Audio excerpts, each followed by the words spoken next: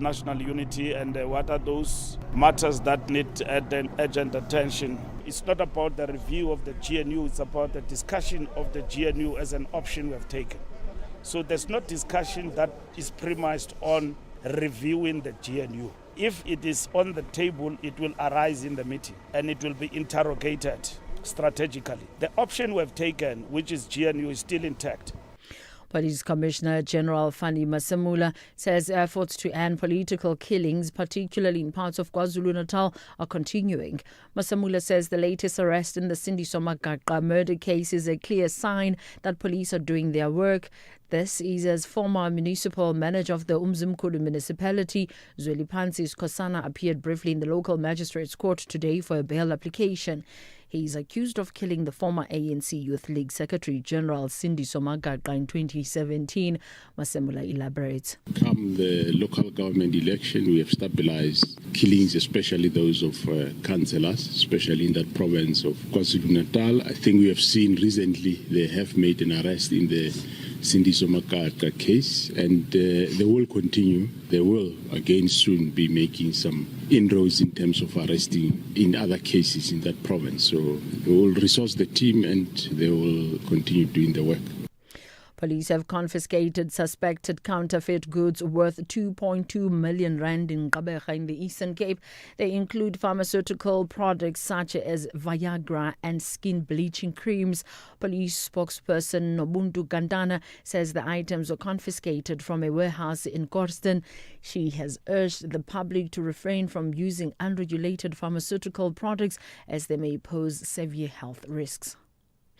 The British consulate in Cape Town has failed to send a representative to receive a memorandum of grievances that was to be presented by the Free Palestine movement.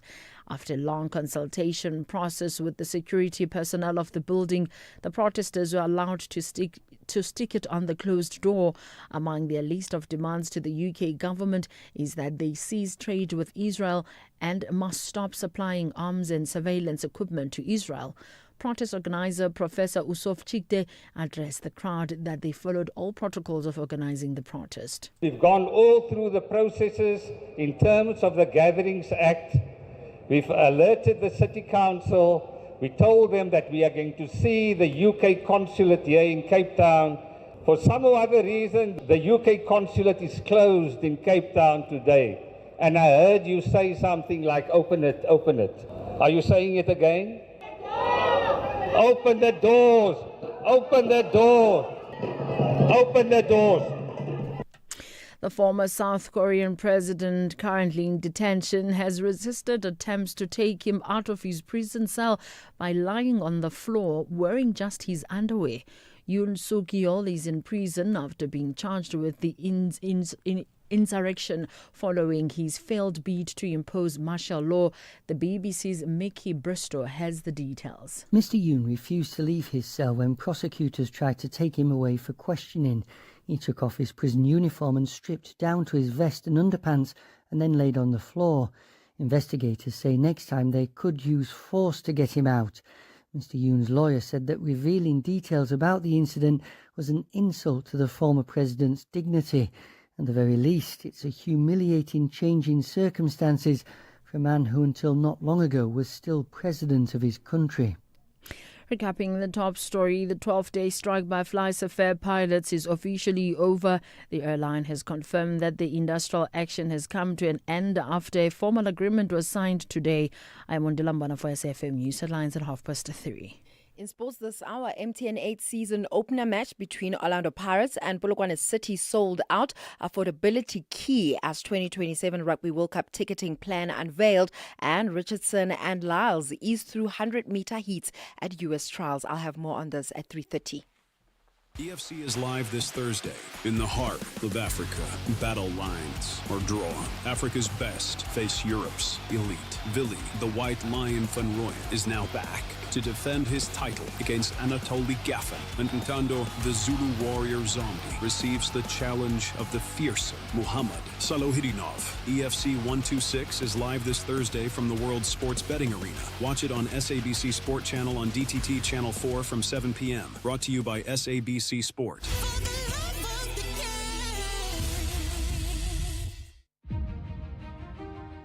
This Women's Month, SAFM stands with the women shaping South Africa's future. Under the theme, Building Resilient Economies for All, we honor the pioneers, the problem solvers, and the everyday heroes driving change. Stay tuned as SAFM brings you powerful stories and meaningful conversations that move us. SAFM, celebrating women, celebrating progress. SAFM, leading the conversations that move us. Gender-based violence is destroying lives and tearing communities apart. It happens in homes, in schools, at workplaces, and too often in silence. But it doesn't have to continue. If you see it, speak out. If you are hurting, reach out. Because doing nothing is not an option. Listen to all 19 SABC radio stations from Wednesday, the 23rd of July for hard talk, discussions, advice, dramas, educational shows, and interviews around GBV with experts, survivors, lawmakers, and a whole country affected by gender-based violence. All on your favorite SABC radio station. Call 0800 428 428 to report abuse or get help. GBV, it ends with you. This message is brought to you by the SABC.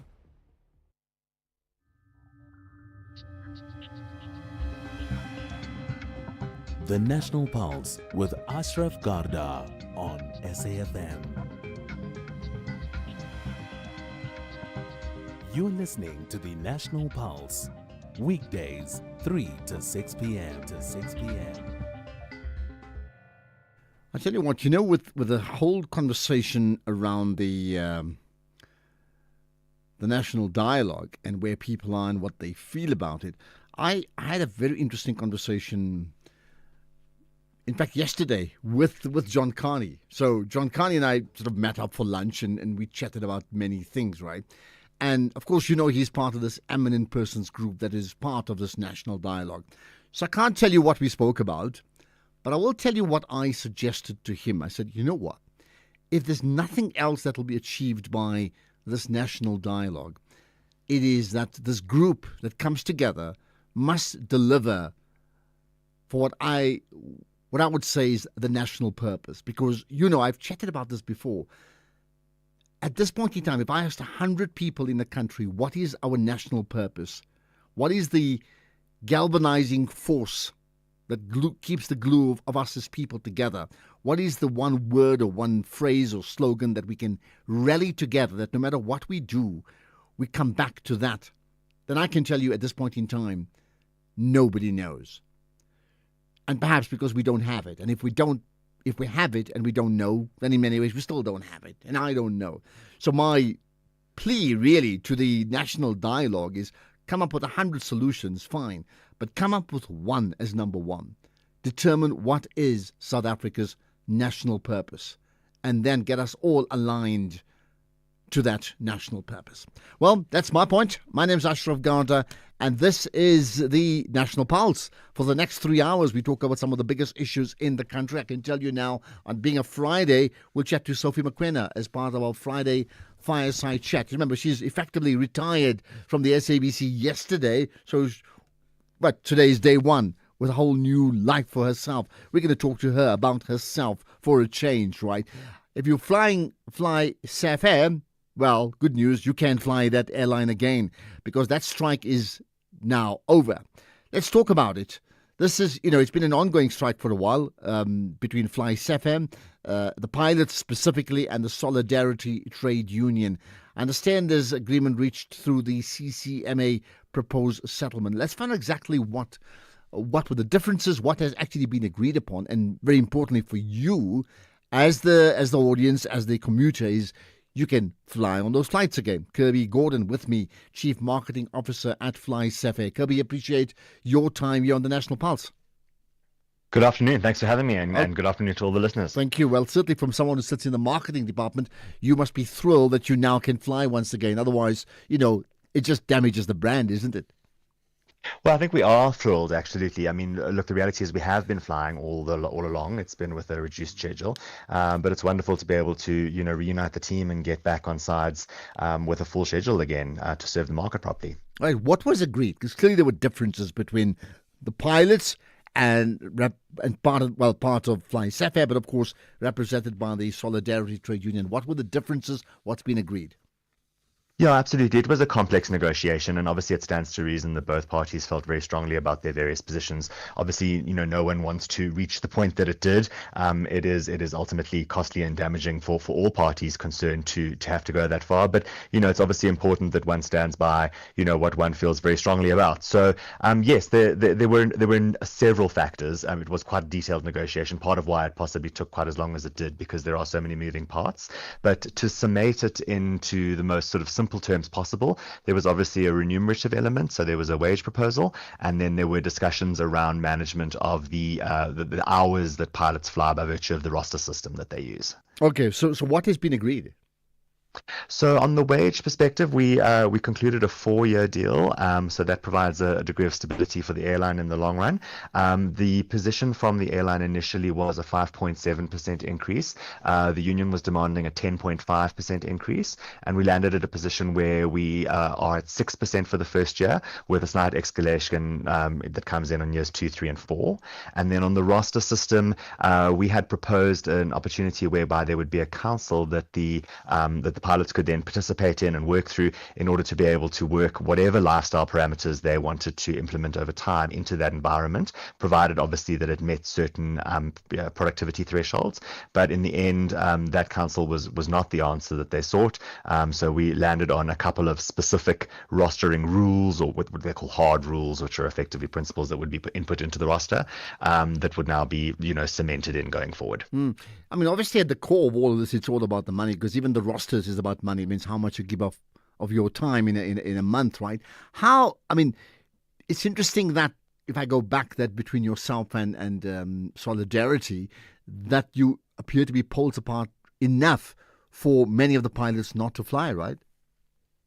Yeah, I mean, I think you did right. I mean, the reality is, ultimately, I guess every industrial, relations activity really kind of amounts to the same thing, right? One party is seeking, as much work for as little as possible, and the other effectively, as little work for as much as possible. So it's between those two elements that one needs to find one another. I think the reality is, in these types of circumstances, emotions certainly do run high. There's a lot that can be said through the process. I think there's a lot that can be learned through the process in terms of the actions on both sides. Hopefully now we get at a point where we can look back upon this and take those learnings and take those movements and move forward constructively. How costly has this strike been for, let's say, for Fly SAFAIR? Well, I mean, I think the costs, to be honest, I don't have a specific number, to be honest, but I can give you a sense of the quantification. But I think what we really have to put into respect is the fact that this cost really extends across every sphere. I mean, it has cost Fly SAFAIR and lost revenue. We've had to reduce our schedule by about 30%. There's obviously reputational damage that's involved in disappointing customers along the way. It's cost these pilots 2 weeks of their salary. It's cost the South African public a great deal in terms of lack of choice and escalated airfares due to a supply, vacuum that came out of the equation. So there really are no winners ultimately in industrial action like this. Yeah, and therefore it's interesting you say there are no winners, which means for most people it's like avoid a strike or avoid tools down at all costs, even though both parties want what's good for them, right? What are the big lessons to learn from this then? Well, I think that's absolutely it. And I think, one of the main lessons that I can reiterate to any party that's kind of embarking upon this is just the importance of maintaining respect. The reality is that no one seeks to embark upon a negotiation of any nature that would get to this type of extent, that would get to this point, unless they do genuinely feel very strongly about what it is that they're fighting for. And so if we can maintain that view and we can maintain that understanding in approaching the negotiation table, that's really the small keyhole through which one can peep toward one another and then really understand the respective positions and what the ultimate solution is going to look like. Perhaps take us into your confidence. How did you move from a position where, as you've said, lost revenue and yet so many other pilots sort of down tools in that sense for a while, and you never know where this is going to end. I mean, I know we had a chat with some of the family members yesterday. It's like, hey, no fly Safair. There's just a shortage of choices, as you've already mentioned. How did you move then when it seemed like this deadlock will continue from that position to acceptance, let's say in the last 24 hours?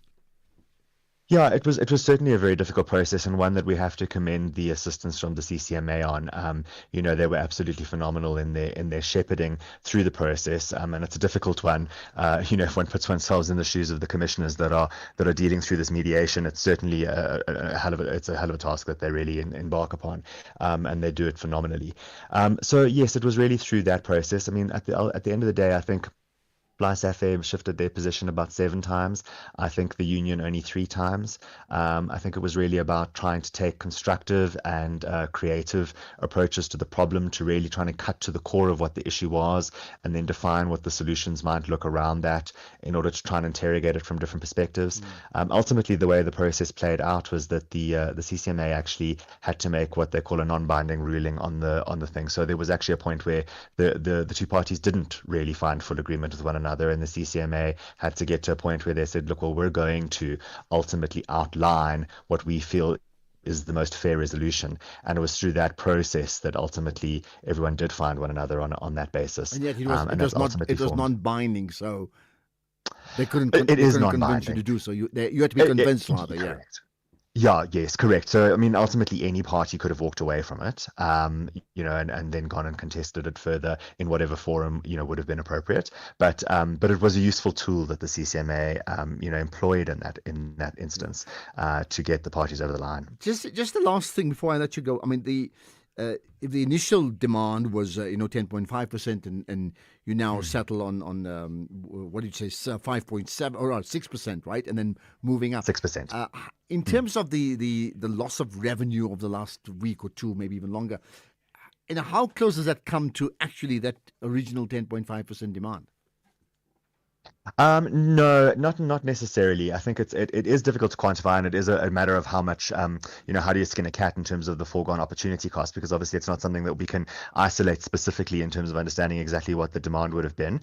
So there are 2 sides to that. Obviously on the one hand, you've got the foregone revenue that you might have achieved over that period, but equally you've also then not incurring a lot of the costs. So, we're not burning fuel, for example, for those flights that we didn't operate. Obviously they weren't necessarily the pilot salaries in that instance. So it's certainly not for free. There's most definitely a cost associated. But I don't think anyone ended up in a net positive position, neither the employees nor the airline. All right, for now, I think maybe the key word is fly Safair, because you are flying, right? Kirby Gordon, much appreciate your time, Chief Marketing Officer at Fly Safair. What we'll do, we endeavour to get Gideon du Plessis to talk to us from the Trade Union Solidarity, and we'll try and do that right after this. But certainly your thoughts as well. I welcome it after this.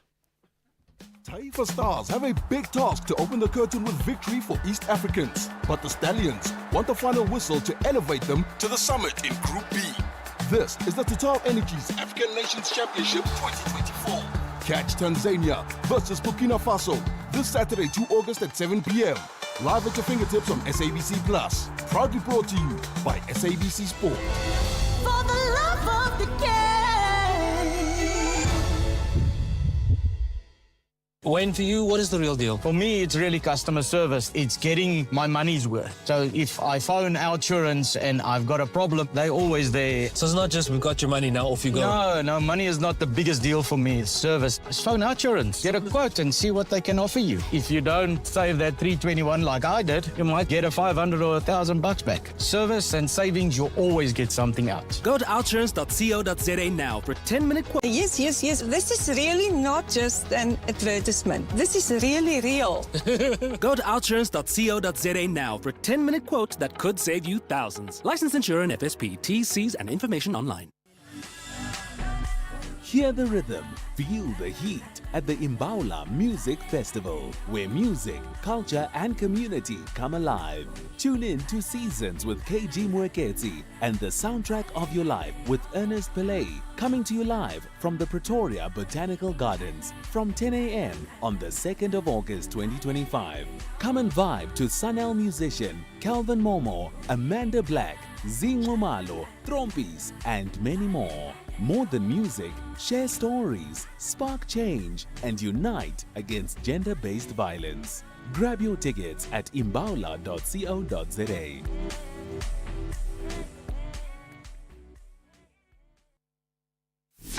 Ashraf Garda on SAFM.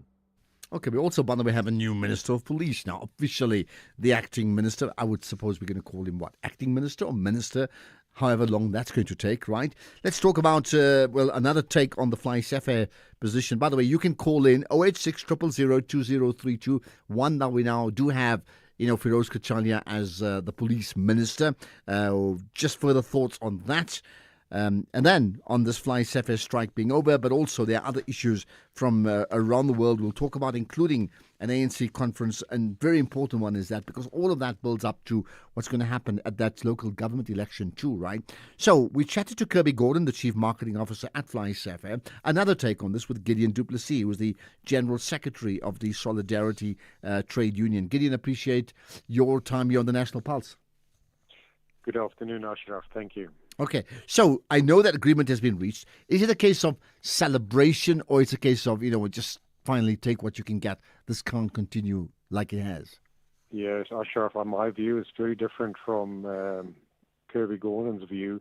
It's a bittersweet moment. I fail to understand why pilots had to go and strike for 12 days just to get the basic things that was required for a pilot to have as part of their terms and conditions. So there were two matters, two disputes that was basically running concurrently. It was a roster dispute where Fly Safair unilaterally introduced a new roster system, and then which is not a predictable system, and it's driven by algorithms, and then also the wage dispute. But the wage dispute was actually influenced by the roster dispute. So what we settled on is something that we've asked for in February when they implemented unilaterally. And through the wage negotiations for the past month, the weekend before the strike, we asked for those things, and we got it 12 days later, which that's why I said it's bittersweet. So, and what we settled upon to have one 60-hour weekend off per 6 weeks, and to be able to swap a day with another pilot, and to have, if you have to work on a day, to get another day, but then also to be have a guaranteed 9 weekends off a year. How ridiculous is that? And then on top of it, just 10 days off otherwise. So through the month on 110 per year. So and the list goes on. So the things that we at least, are more comfortable about, the wage settlement is it's way above CPI for the 4 years. And obviously, if we have the similar kind of trajectory from CPI, it would be a good settlement, but at least they can also 50% of their salaries, monthly salary they get. But it was a PR and an employee relations or an IR, industrial relations disaster from Fly Safair's side, because these pilots were never supposed to go and strike for these matters that could have been resolved easily prior to the strike action. But it was just having this attitude that we need to dig in our heels. We must show the pilots who's the boss. And in the end, the pilots went on to write an open letter. And in the open letter, they said, even if in public interest to ensure that pilots are well rested, isn't it in public interest for us to have the following system or that system, to have one weekend off our families? But it was just this power play. And at one stage, we couldn't understand, Ashraf, what is going on in this company? Why is there so much animosity? And then we asked the pilots, describe the company culture in one word. And they said a dictatorship. And that is what it is. So their problems is not over. It's starting now, because there's going to be a mass exodus of pilots because they are highly disgruntled. And yes, our membership has grown tremendously since the strike commenced, but I fail to understand why the company did not adopt a more humane approach towards their pilots. So what then have you learned from being poles apart and the strike, the pilots going on strike and having to write a letter, as you've just said, and you suggesting there'll be mass resignations? How did you move from that position of a few days ago to now actually reaching agreement?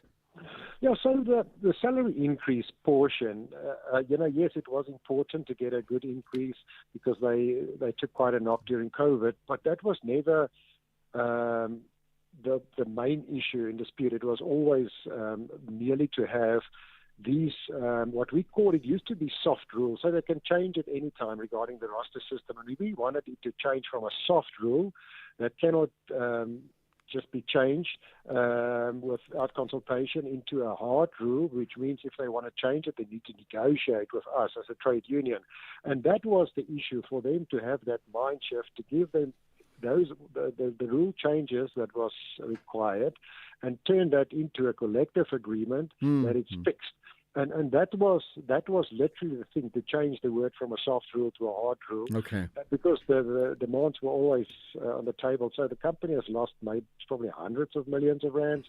And the pilots, obviously, a half a month's salary, which is just... Well, it's a question I did put to them, to say whether the losses of income in terms of revenue would not be greater than the increase to the 10.5% as per your original request anyway. But having said that, you made the point it's a PR disaster for Fly SA, and you also made the point of that being a dictatorship and you expect mass resignation. So if that's the case, then where to from here? So you've got an agreement now, but where to from here?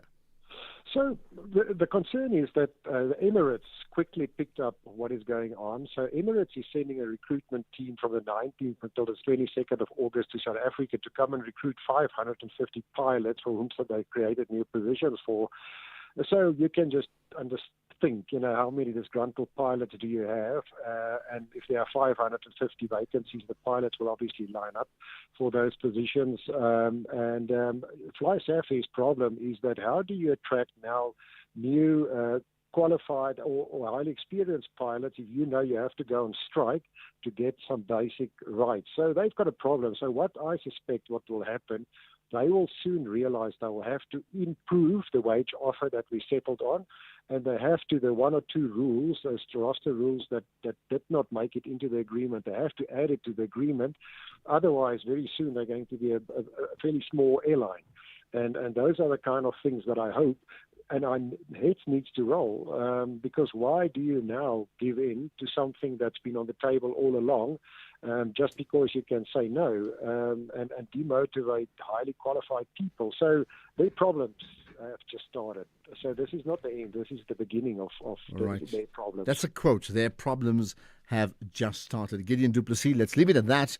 General Secretary of the Solidarity Trade Union. Their problems have just started. What do you make of that? And what are the big lessons to learn from all of that? Let's get the news headlines now. Here's Ondela Mbana. Thank you, Ashraf. On the news headlines, ANC Secretary General Fikile Mbalula says for now they are happy with the handling of the allegations by KZN Police Commissioner Nhlanhla Mkhwanazi. He was speaking to the media on the sidelines of the ANC NEC meeting in Omonde, south of Johannesburg. The 12-day strike by Fly SA pilots is officially over. The airline has confirmed that the industrial action has come to an end after a formal agreement was signed today. And a top EU court has ruled that member states cannot label a country as safe for the repatriation of asylum seekers if it does not protect all of its people. A full update follows at the top of the hour. SAFM, guiding you through the rush hour traffic. Good afternoon. Starting off in Gauteng, the M2 westbound in Germiston has delays towards the N3 Geldnes interchange. The N1 southbound in Midrand, a crash before Buccleuch interchange, and on the M1 northbound in Parktown, a crash reported after Oxford Road. In KZN, the N2 northbound slow moving towards the M41 Gateway interchange, the N2 northbound slow moving towards Umgeni Road, and the N2 southbound in Amanzimtoti has a crash reported on 20 Hill. In Cape Town, Victoria Road outbound slow moving through Woodstock. Voortrekker Road in Goodwood is slow moving. That's at the N7 Jakes Hadville Drive, and Strand Road eastbound in Stickland slow moving towards the R300 highway. With your traffic update, I'm Irma G. This is SAFM Sports with Doming Khapele. Right, Chumi, so the Football League season in South Africa has not started, but effectively the season is just about to start. Yeah. Literally. A very good afternoon to you, Ashraf, and our listeners. Well, the MTN 8 season opener between Orlando Pirates and Polokwane City on Saturday at Orlando Stadium is sold out. The Buccaneers are chasing a record-extending fourth consecutive trophy, while Rise and Shine are looking to move further than the semi-finals. Here's Polokwane City's left back, Tlongwe. As much as we can say we are not really under pressure, but I would say we are, because we want to win. We don't want to just add numbers, but yeah, I think we'll be ready for the game on weekend. Yeah, with that, yeah, we expect them. They're gonna come at us. That's for sure. But I think we have the right personnel. I mean, we've also made a few signings, not really big names, like I said. We are all a bunch of good footballers, and I think if we can just raise our hands, I think we'll be fine. Meanwhile, Cape Town City are reportedly expected to take last night's Premier Soccer League disciplinary committee ruling on the Maruma Gallants case for appeal at SAFA. The league's prosecutor Zola Majavu confirmed that Gallants pleaded guilty and were fined 200,000 rands, while Mpambaniso was cleared of any misconduct. And according to SABC Sports, City is aggrieved by the ruling and will lodge an appeal, as they expected Gallants to be docked points instead. In the meantime, Pierre-Emerick Aubameyang is set to return to Marseille after a season in Saudi Arabia. The 36-year-old striker will arrive in southern France late on Wednesday, and Aubameyang previously played for Marseille during the 2023-24 campaign, scoring 30 goals in all competitions. In rugby, more than 2.5 million tickets, some for pool matches priced as low as 40 Australian dollars, which is around 468 rand, will be available for the 2027 Rugby World Cup in Australia, which organisers say is the most of any edition of the global showpiece. Now, World Rugby are determined that the expanded 24-team tournament be accessible to as many people as possible, and more than 1 million tickets for every stage will be priced at just under 100 Australian dollars. That's around 1,100 rand. At the end of the scale, those who want to guarantee their access to tickets can purchase one of the over 2,000 superfan passes, which for around 750 Australian dollars will entitle them to buy tickets for any of the 52 matches, including the final. In cricket, England pace bowler Chris Woakes looks likely to be ruled out of the remainder of the decisive fifth test, and that is against India after suffering a shoulder injury on the opening day at the Oval. Now, Woakes was stumbling to make a boundary stop late yesterday when he landed awkwardly and went from the field with his left arm in a makeshift sling in obvious discomfort. And he is likely to have a scan overnight, and England will provide an update later on today. Then in athletics, reigning 100-meter world champions Sha'Carri Richardson and Noah Lyles cruised through their opening heats at the U.S. track and field trials as they build towards the defense of the global titles at September's World Championships. Both Richardson and Lyles have already booked their tickets to Tokyo due to the status as being reigning champions, but they're using this week's meeting at Hayward Field to hone their form. I'll have more on other sports in the next hour. Okay, so you made the point about tickets being sold out, right? For the MTN 8. Yes. I mean, that's a good sign. I mean, that's a sign that people actually want to attend matches. Absolutely. It will be very interesting to see how Pirates are going to play in this one. Okay, looking forward to your predictions, by the way, at 5:30. Yeah. Work on it, yeah.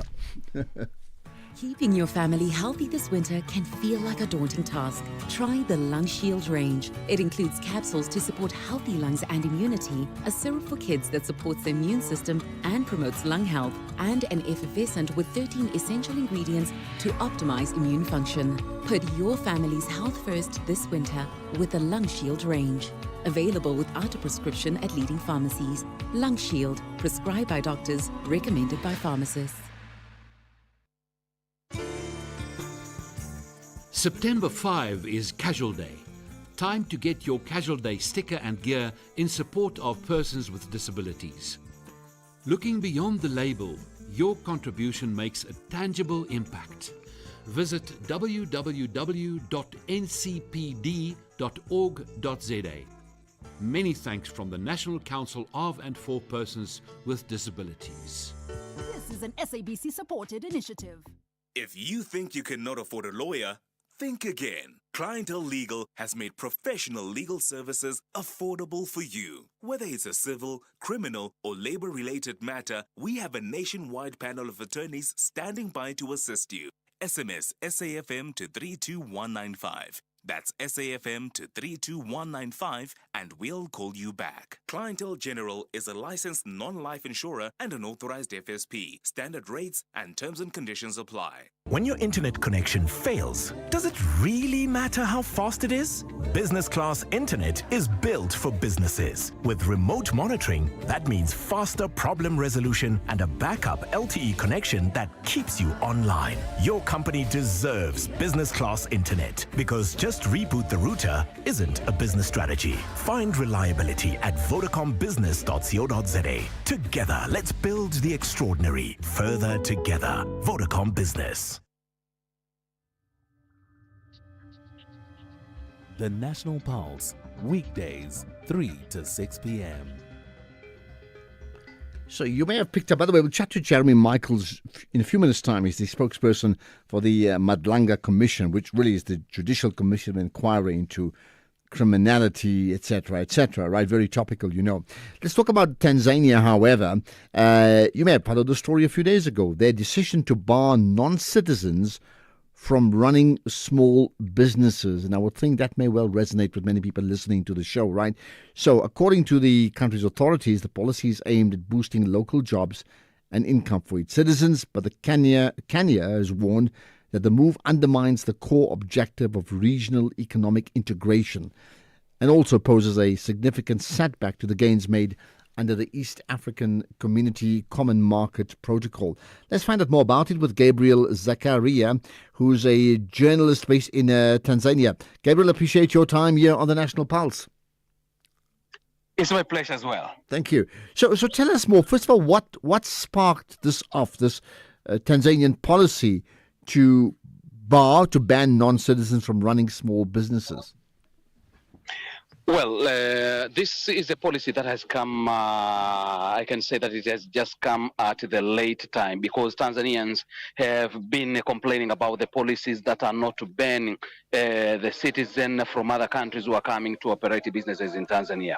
And it has fueled the flame when it has been witnessed for the Chinese, people from Asian who are coming to operate businesses here in Tanzania. The businesses that can be even operated by the local people. So at that point, the Tanzanians have been complaining to say that we are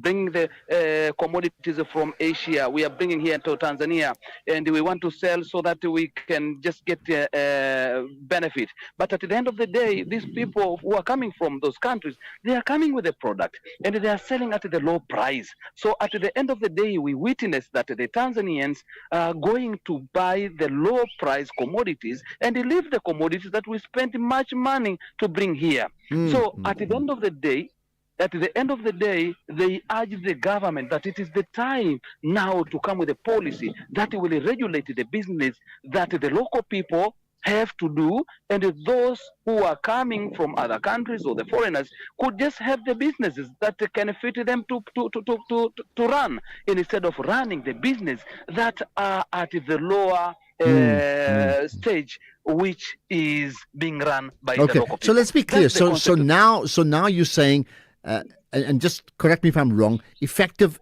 immediately, local citizens of Tanzania can actually can run a business, right? But foreign nationals, right, can't do so. How can they then participate? Can they be employed in those businesses if they don't own the businesses, or can they still manage the business if they don't own the businesses? Well, let me just put it clear that the businesses that have been spoken or that have been issued the policy is this business that they are totally directed to the local people. Small business, small-scale business that can be run by the local people, which recently it has been witnessed in the country here that people from China are coming here and they are doing small-scale businesses that can be done by the local people. So this is where the source of the problem started. And then they started to complain and saying, what will we be doing here? Because if you go to those countries over there, you cannot be allowed to run these small businesses that are intended for the local people. So the aim of the policy is not to ban the business people from foreign countries to run their businesses here, but it is to regulate the business, those of small scale, to be given to be run by small by the Tanzanians. So now it's policy. It's effected immediately. Is that correct? It's happening now. Yeah. No, it has been issued, but the implementation has not started yet. But it has been issued this week by the President of the United Republic of Tanzania. When will implementation start?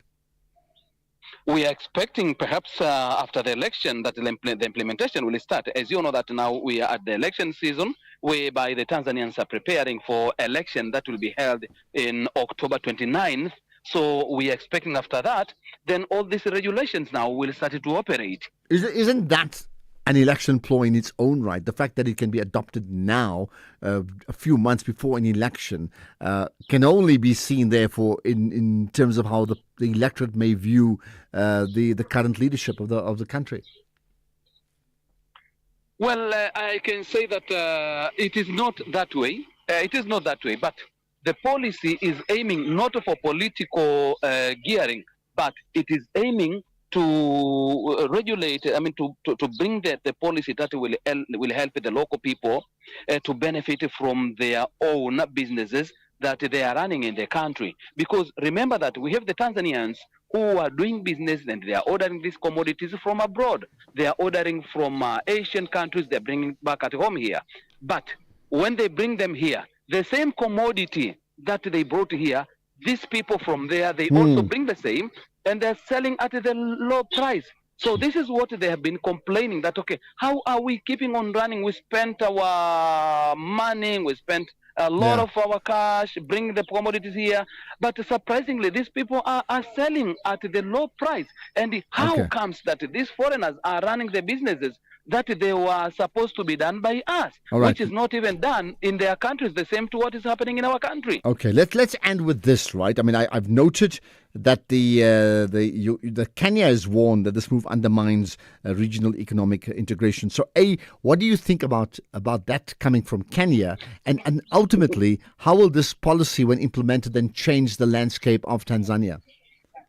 Well, that I can say it is a misunderstanding. It is a misunderstanding of the policy from some of Kenyan who have been just complaining or have been issued their statement about this, because this one is not targeting at all people from Kenya or from East Africa or from Africa at all. This policy is aimed much to these foreigners who are coming from abroad, from Asian countries, who are coming with the same commodities and they come to run here. But the policy is not targeting the East African or Central Africa at large.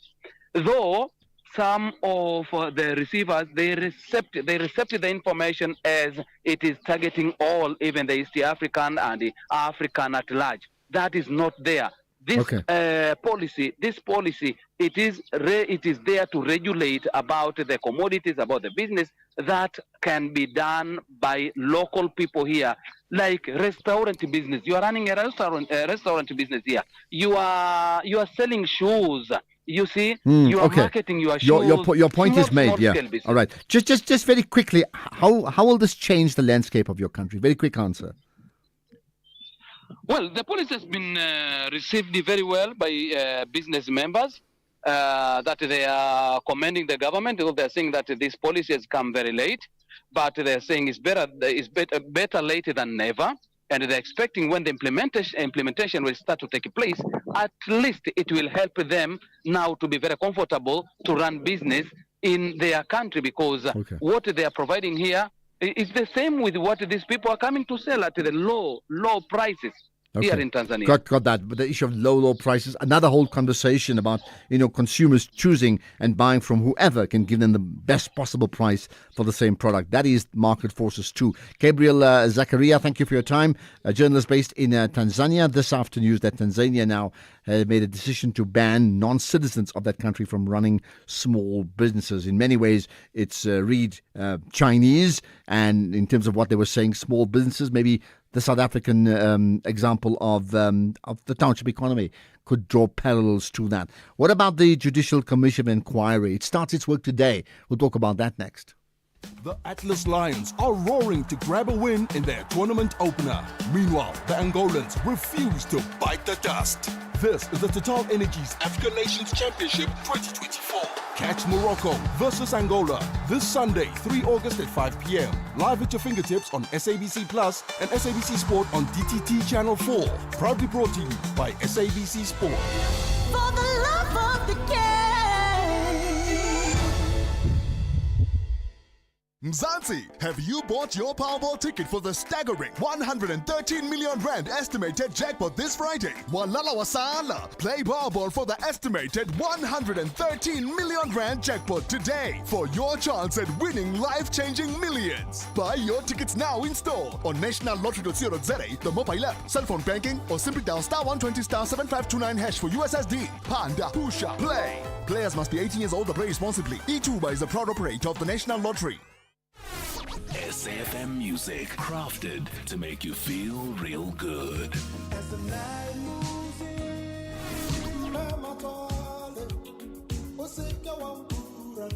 Handpicked just for your pleasure.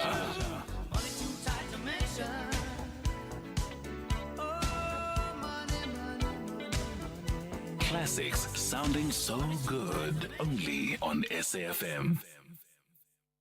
Of course, you've been following that series, Chasing the Sun, haven't you? So don't forget, this coming Sunday, another edition of Chasing the Sun, that documentary that really covers that Springbok victory, that magnificent victory in winning the 2019 World Cup in Japan, right? So, and you can tune in besides watching on television. If you download the SABC Plus app, well, then you can stream it and you can watch it anytime, anywhere, no subscriptions needed. So there you are. Don't miss it. Chasing the Sun, this Sunday, 7:30 p.m. on SABC2. You're listening to the National Pulse on SAFM. Right, of course, one of the most significant developments in the last few weeks has been now the establishment of the Judicial Commission of Inquiry into, criminality, political interference and corruption in the criminal justice system. It's certainly all of that sparked off by the comments or allegation, in this case, made by General Mkhwanazi. So let's now talk to Jeremy Michaels, who's the spokesperson for the what is now called the Madlanga Commission. Jeremy, good to connect with you on the National Pulse. Good to be with you. Thank you. Of course, it's been a busy time. We saw a few days ago. I mean, you briefed the media in terms of who will be involved in the processes, but the real work, I understand, now starts today, August 1. Well, actually, the work has started already.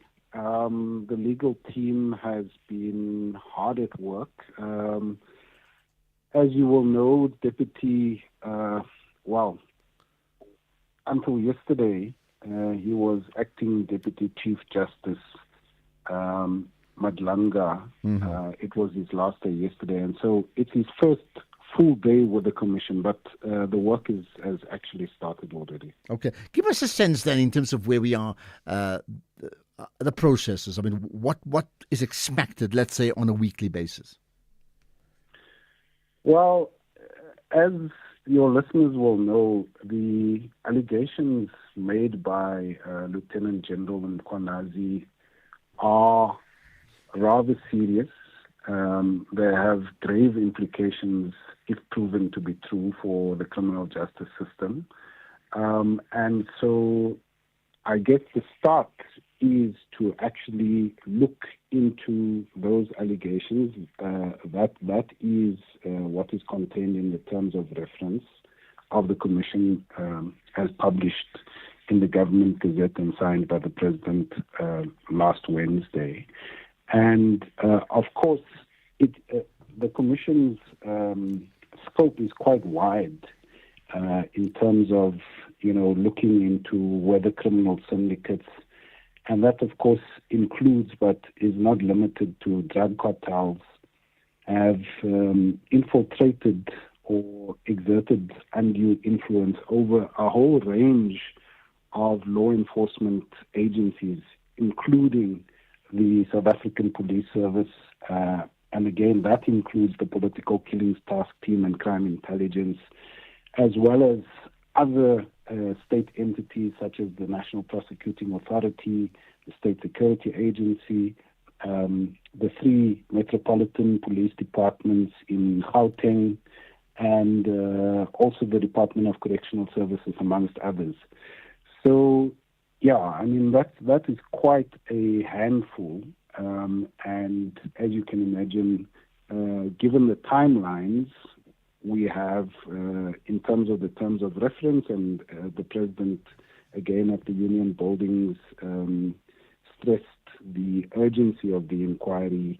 He's expecting an interim report within 3 months, and then a final report within 6 months.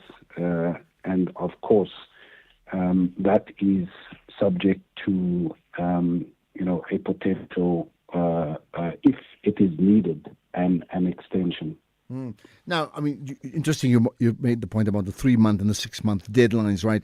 And as you know from the public and public perceptions, that's the one thing. Besides the other issues that may come into play, like costs and yet another investigation, that public just want answers and very, very quickly. So, therefore, in meeting those deadlines, give us an insight into what's expected from all of you internally. So you have, Judge Madlanga sort of overseeing everything, but in terms of the practical engine room, what's expected and I made the point about on a weekly basis? Well, as you will know from the introduction of the team earlier this week, Justice Madlanga introduced some really heavy-hitting lawyers on the legal team, forensic investigators, and of course, we don't know what else is going to come, after the initial consultations. And I must say that we've also been approached by quite a number of people who are wanting to and have offered information. So the investigators will see where it leads. And again, I can't stress enough the fact that the scope is so wide, whilst it is focused on the allegations made by Lieutenant General Mkhwanazi, we just don't know, given the scope, where it is going to lead. I must say, though, Ashraf, I think it's really important for us to keep in mind that this is essentially about the ability of South Africans to trust in the criminal justice system. And so I think obviously we are talking about public monies and the concerns that go with, inquiries that I think understandably to some extent the public is wary of. But if we are to be able to trust in the institutions responsible for administering justice and critical agencies such as the police and intelligence agencies in the fight against crime, then the work of the Commission is really critical for our country and our society. Well, there's no question about it. As you said, if the criminal justice system is effectively in the dock, so understandably so that we're all very, very concerned and we would want answers, right? Now, I know it may be early days now, but just therefore give us an insight when we talk about, the investigative work that needs to take place. So are you able to give us, even at a broad level, based upon certain themes and areas of interest that one has to cover, how it will be broken down from a macro level into a micro level to ensure that there's effectiveness in the investigation? So look, Ashraf, as you say, it's very early days. The investigative team has hit the ground running, but it's just too early to say. And it goes without saying that, the widely publicized allegations and many elements of the allegations made by Lieutenant General Mkhwanazi will guide the investigators, at least initially. And then we will see what that throws up. As I was saying, the team is really hard at work, following up on some leads that have come their way.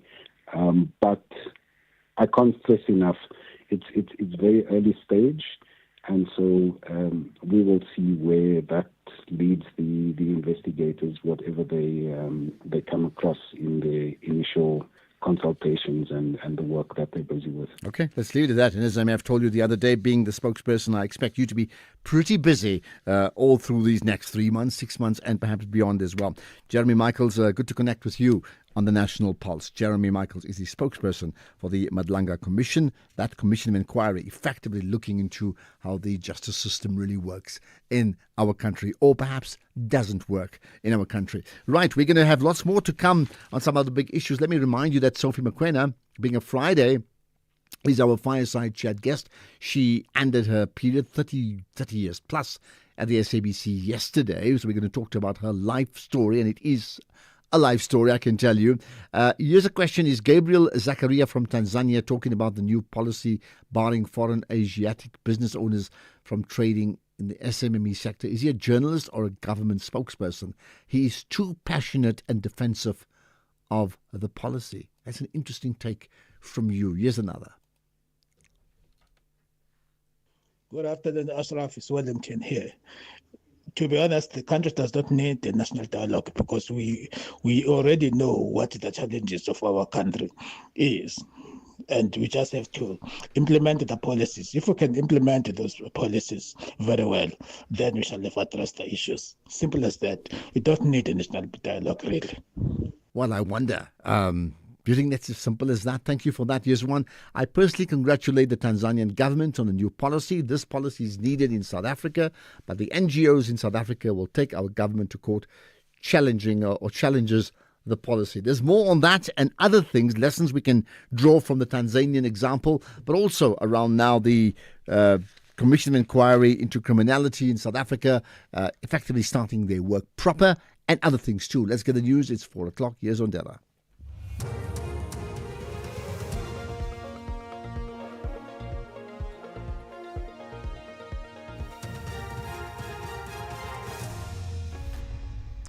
Thank you, Ashraf. On the top stories, operational disruptions at the OR Tambo International Airport and trial of accused in Lusikisiki mass murder postponed. For SAFM News, I am Ondela and a very good afternoon. South Africa's Air Traffic and Navigation Services has confirmed that operational disruptions and departure delays at OR Tambo International Airport. The ATNS says a system failure affecting air traffic control operations, specifically the flight plan management system, has caused the disruptions. Travelers are advised to arrive at the airport 2 hours before departure for domestic flights and 3 hours for international flights. ATNS says it is working around the clock to manage the situation and restore affected systems. Meanwhile, the 12-day strike by FlySafair pilots is officially over. The airline has confirmed that the industrial action has come to an end after a formal agreement was signed today. In a statement, FlySafair said all its aircraft would have returned to normal schedule by next week. In terms of the settlement, pilots will now receive at least 1 60-hour weekend off during each 6-week cycle, with a minimum of 9 weekends off per year. They will also be allowed to exchange shifts among themselves. Regarding remuneration, pilots will receive a salary increase of 6% in the first year, followed by 6.5% the following year. They will be entitled to another increase of just under 7% in the final 2 years of the deal. Helgard Cronje is the spokesperson for Workers' Union Solidarity. The fact that parties had to settle on a mediator's proposal is a sign that it was the absolute middle ground. There were no winners in this process. While the agreement is an important step, there are still concerns that it only protects the most basic rights of the pilots. It is tragic that the employees need to strike for 12 days to get a written agreement that protects only their basic rights. SAFA will have to change the way it approaches labour relations. The settlement won't prevent pilots from leaving if they simply keep this up. ANC Secretary General Fikile Mbalula says for now they are happy with the handling of the allegations by KZN Police Commissioner Nhlanhla Mkhwanazi. He was speaking to the media on the sidelines of the ANC NEC meeting in Omonde, south of Johannesburg. In explosive media briefing last month, Mkhwanazi alleged that some senior SAPS officials, including some politicians, prosecutors and members of the judiciary, are working with criminal syndicates. This has since prompted President Cyril Ramaphosa to place Senzo Mchunu on special leave, who is now replaced by Feroz Kashalia as police minister. Balula elaborates. Lieutenant Mkhwanazi's allegations have been processed. In the political overview and in the discussion throughout the day, comrades can reflect as well as to what do they think should actually happen. Here is what we have endorsed and is now unfolding. We have a Minister of Police, Kachalia. 2, we've got a Commission of Inquiry that is going to be operational with clear terms of reference. We have endorsed that. Should there be new ideas in relation to the way forward, we'll report. If comrades want to come with new ideas and the National Executive Committee, they are free to do so. But as the NWC, we have already endorsed what government have taken as steps to respond to General Mkhwanazi. Limpopo Transport and Community Safety MEC Violet Mataya is calling for calm between warring taxi associations in Libuahomo. Many commuters, including learners, were today left stranded due to the conflict over routes between the two taxi associations. A police contingent has been deployed to monitor the situation. MEC spokesperson Chifua Dali says a task team has been instituted to look into the conflict. We have tried all means available, including establishing a 15-member task team in order to resolve the impasse. For now, the reasons for the conflict is best known to the two taxi associations. After realizing that the lives of innocent bystanders, commuters and passengers who are using other modes of transport is under threat, we have requested SAPS to deploy a contingency of public order policing unit members that nobody will be allowed to act in a way which will endanger the lives of other community members. The trial of 6 men accused of killing 18 people at Ngobozana village in Lusikisiki has been postponed until Monday next week. This after the defense attorneys, as well as accused number 1 Mzuki Sindamase, who is self-represented, completed cross-examining the first witness. The state told the court that it did not prepare for other witnesses, as they did not know that the witness will finish his testimony today. Fundiswa Mhlekude reports. Today's court proceedings continued with the late ANC politician from KwaBhaca, Mncedisi Gijana's brother, giving evidence. Gijana was gunned down last year in his home, allegedly by 3 balaclava-clad men heavily armed with rifles. The state says the firearms used to kill Gijana were positively linked to the same firearms used to kill the 18 deceased at Ngobozana village. The witness detailed how the whole family were tied with electric cables and shoelaces by the alleged assailants. He said after hearing gunshots, the men escaped using Gijana's wife's vehicle. The state is expected to call another witness on Monday. Fundiswa Mhlekude, SABC News, Lusikisiki. A top EU court has ruled that member states cannot label a country as safe for the repatriation of asylum seekers if it doesn't protect all of its people. The decision comes after Italy transferred 2 Bangladeshi citizens to a detention center in Albania, where their asylum claims were rejected. The BBC's Guy Dilloney has the details. The European Court of Justice hasn't ruled that Italy's so-called asylum outsourcing arrangement is illegal, but it has made it more complicated to operate. Only people from designated safe countries of origin may have their asylum claims processed in Albania. Italy's government tried to work around this by declaring that countries like Bangladesh and Egypt were indeed safe. But the European Court ruled that this must be subject to judicial review, and judges said that a country may not be designated safe. Recapping the top story, South Africa's Air Traffic and Navigation Services has confirmed that operational disruptions and departure delays at OR Tambo International Airport. I'm Undilambana for SFM News Headlines at 4:30. In sports, Bulls adds 2 internationals to their side to face the Sharks. Nonkululeko Mlaba cleans up at Cricket South Africa Awards, and Norris clocked the fastest time in the opening practice of the Hungarian Grand Prix. More details at 4:30. SAFM, guiding you through the rush hour traffic. Good afternoon. Starting off in Gauteng, the N12 R24 westbound in Bedfordview has a stationary truck reported before Giluli's interchange queuing traffic on both routes.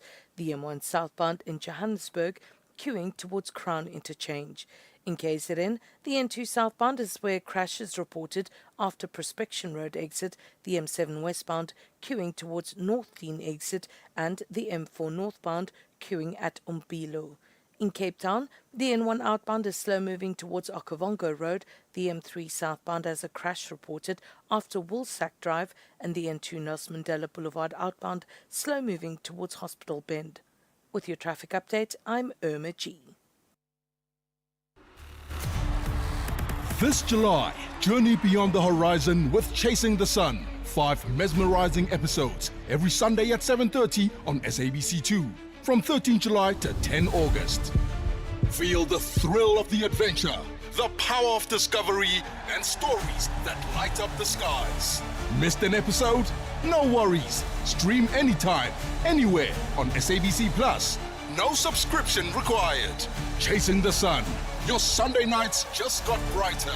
Tune in to SABC2, Sundays at 7:30 or watch on SABC Plus on demand. For the love of the game.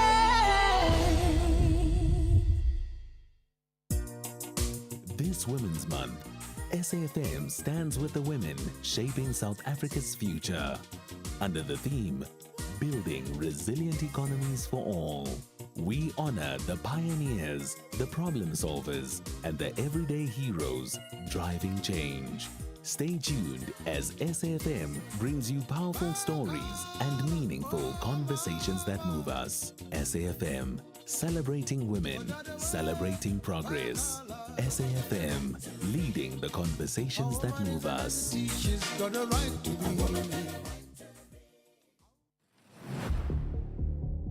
Gender-based violence is destroying lives and tearing communities apart.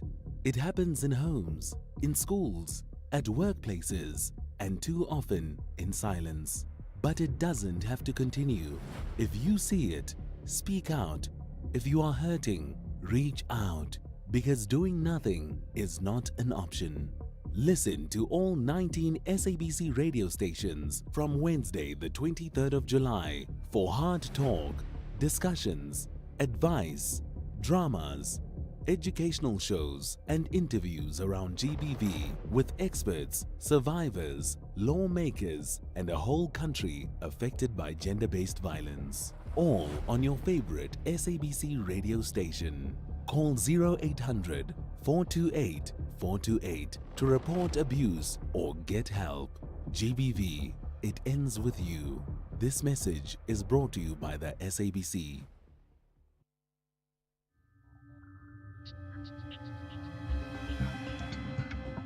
The National Pulse with Ashraf Garda on SAFM. You're listening to the National Pulse, weekdays 3 to 6 p.m. Right, so it's a Friday. We have a fireside chat every Friday, 5 to 6 p.m. We speak to one person. We chill for about 40 minutes or so. And today my guest is Sophie Mokoena. She's the SABC International Relations editor, political desk, international relations desk editor. And her last day at the SABC was yesterday. So we're going to talk about the whole life story, which should be fascinating. I'm sure about it. So do tune in and tell your chum as well, who also follows Sophie Mokoena, to please listen in as well. To call in 086 000 2032. You know the number, save it permanently. WhatsApp 0614 104 107, right? And let me remind you what I asked you earlier on. I'm saying to you, let's not spend time about the money and or the national dialogue, because we've done that already. And yes, you can debate that too. But in essence, it's going to happen. It's happening. What for you would be just one big takeout that you'd like from the national dialogue, since it's happening anyway, right? So I already said, as I mentioned earlier, that in my conversation with John Carney yesterday, I said, listen, come out with at least understanding our national purpose, because we don't have a rallying call national purpose. Come out with that, define it, get the country to embrace it. If the councillors or the eminent persons do that, they would have done extremely well, I think. Everything else then will be aligned to that. Now, as I talk to you, we do now have a new Minister of Police, right? So Professor Feroz Kachalia, we chatted to him 2 weeks back. He's now officially been sworn in as the acting Minister of Police. Kachalia replaces Senzim Kunu, who has been placed on indefinite leave of absence following the damning allegations of corruption against him. As you know, that's an issue that we covered as well with Jeremy Michaels earlier on, right?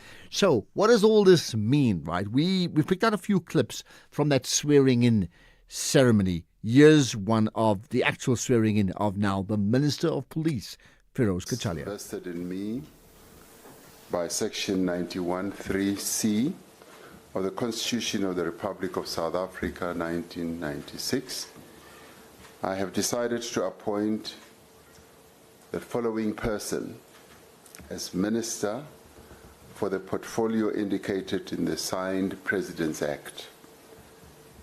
And the said designate minister who is about to become minister is Professor Feroz Kachalia to be Minister of Police. I now request the acting Judge President to either swear or affirm him into office, and he will choose whether he wants to take the oath or to affirm. That is entirely his decision. Thank you.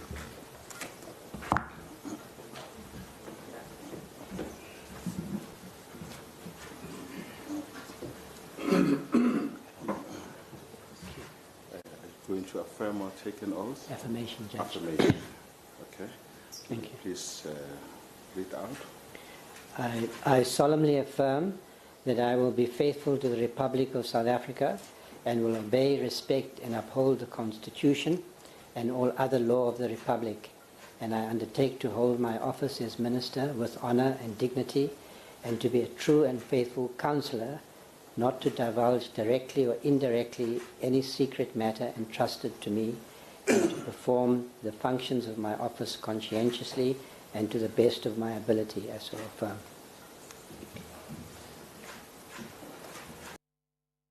Okay, there's more, right? The President then addressed the media outside the union buildings, referring to the issue that's been much debated about the two police ministers. Remember that the Senzim Kunu has not been axed. He's on a leave of absence.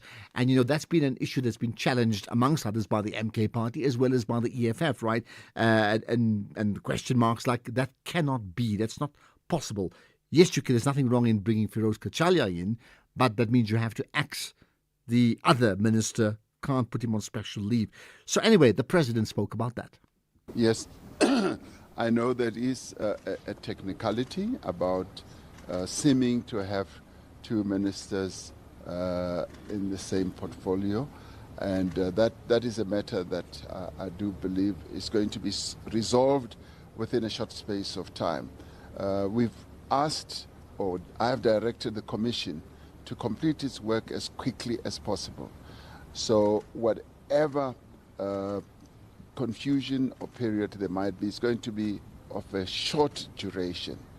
I expect a report from the Commission within 3 months, and if they have to ask for an extension, we will give consideration to that.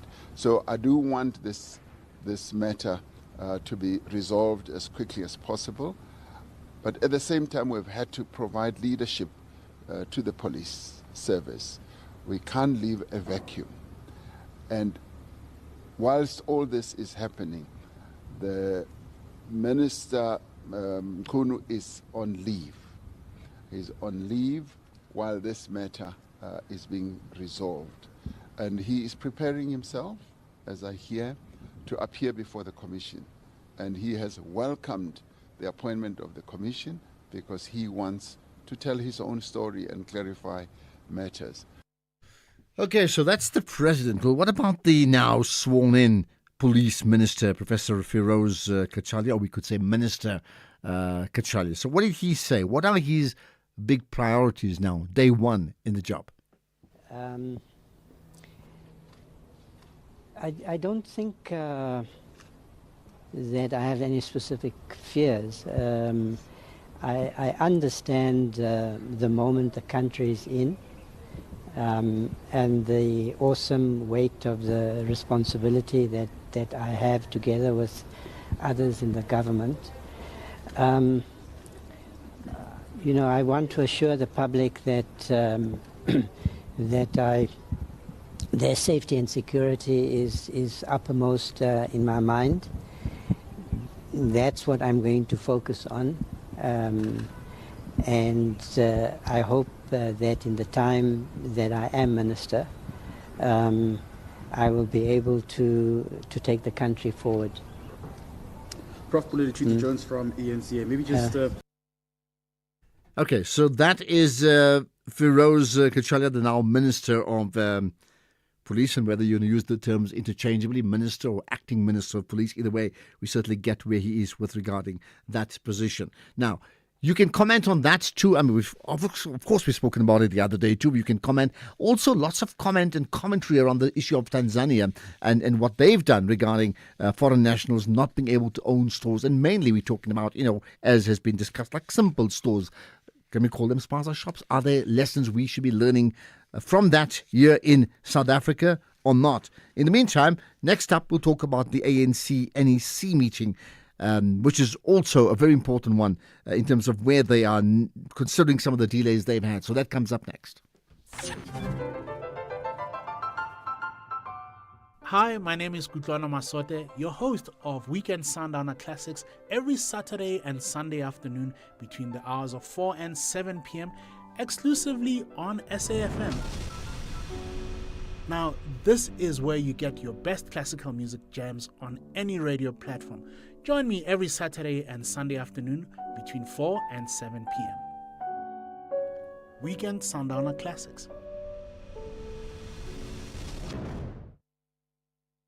You're listening to the National Pulse on SAFM. SAFM. Right, so, and also, by the way, any thoughts you have on Fly Safair and Solidarity and what they feel about each other in terms of where they're going next. And I think that conversation with the representative from Solidarity is rather, it's worrisome. He spoke about, I think he mentioned Emirates Airlines coming. They need 500 pilots and they're meeting people in South Africa imminently. So, and he believes that unless issues get resolved dramatically, many of them are going to, literally take flight. In the meantime, today marks the start of the 4-day ANC's NEC ordinary sitting. Now, you may recollect proceedings began with a political overview delivered by the president of the ANC, Cyril Ramaphosa, and that was followed by reflections on the domestic and geopolitical government itself. The SABC News political reporter is Ntebo Mokobo, who was part of the media contingent at the meeting. So let's find out more about what actually happened, some of the key points and takeouts. With me, Ntebo Mokobo, the SABC News political reporter. I appreciate you connecting on the National Pulse. Good afternoon, Ashraf, and good afternoon to the listeners. Okay, so you had the bird's eye view of what happened today. Go ahead and tell us. Well, as you correctly pointed out, the meeting comes 3 months. I think it's almost 3 months now without the National Executive Committee meeting. You would recall that number of issues or events that really make it difficult for the ANC top brass to meet in a formal setting called the National Executive Committee. But ultimately it happened this afternoon.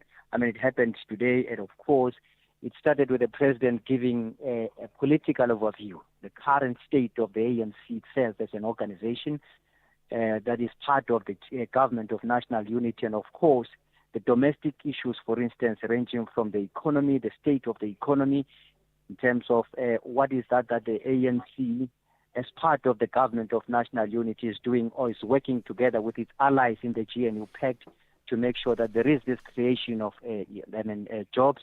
And of course, there is this safety and security of South Africa's populace. So those are the issues that the president touched on in his political overview. And of course, there will be other issues that will be deliberated, for instance, from tomorrow going forward. Today, what was high on the agenda, or first on the agenda, on the economy? What is the state of the economy? And then tomorrow, they will be going into other issues, for instance, looking at Kgalema Motlanthe report on the selection of candidates for the 2026 local government elections. And of course, again, they will ponder around the issue of the SACP hoping to contest future elections independently. How is this going to affect the ANC going forward? You would recall that, the SACP contested the elections, the by-elections in Seshego.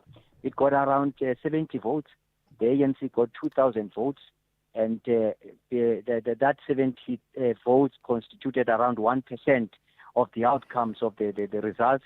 And the ANC got around 40%, with the EFF getting around 53% of those votes. So the ANC will be looking at how is this going to impact the ANC's electoral fortunes going forward. And of course, again, they will look into the Mkhwanazi report. To recall that, the Mkhwanazi's allegation, Nhlanhla Mkhwanazi's allegation. Recall that, they say they are happy at what has been happening, especially in terms of the president appointing the new Minister of Police, and of course setting up again the Judicial Commission to investigate those allegations. So far they are happy, but if there is any other NEC member who wants to deliberate this matter at length, then they are at liberty to raise the matter on the plenary tomorrow. And again, there will be a reflection on the U.S.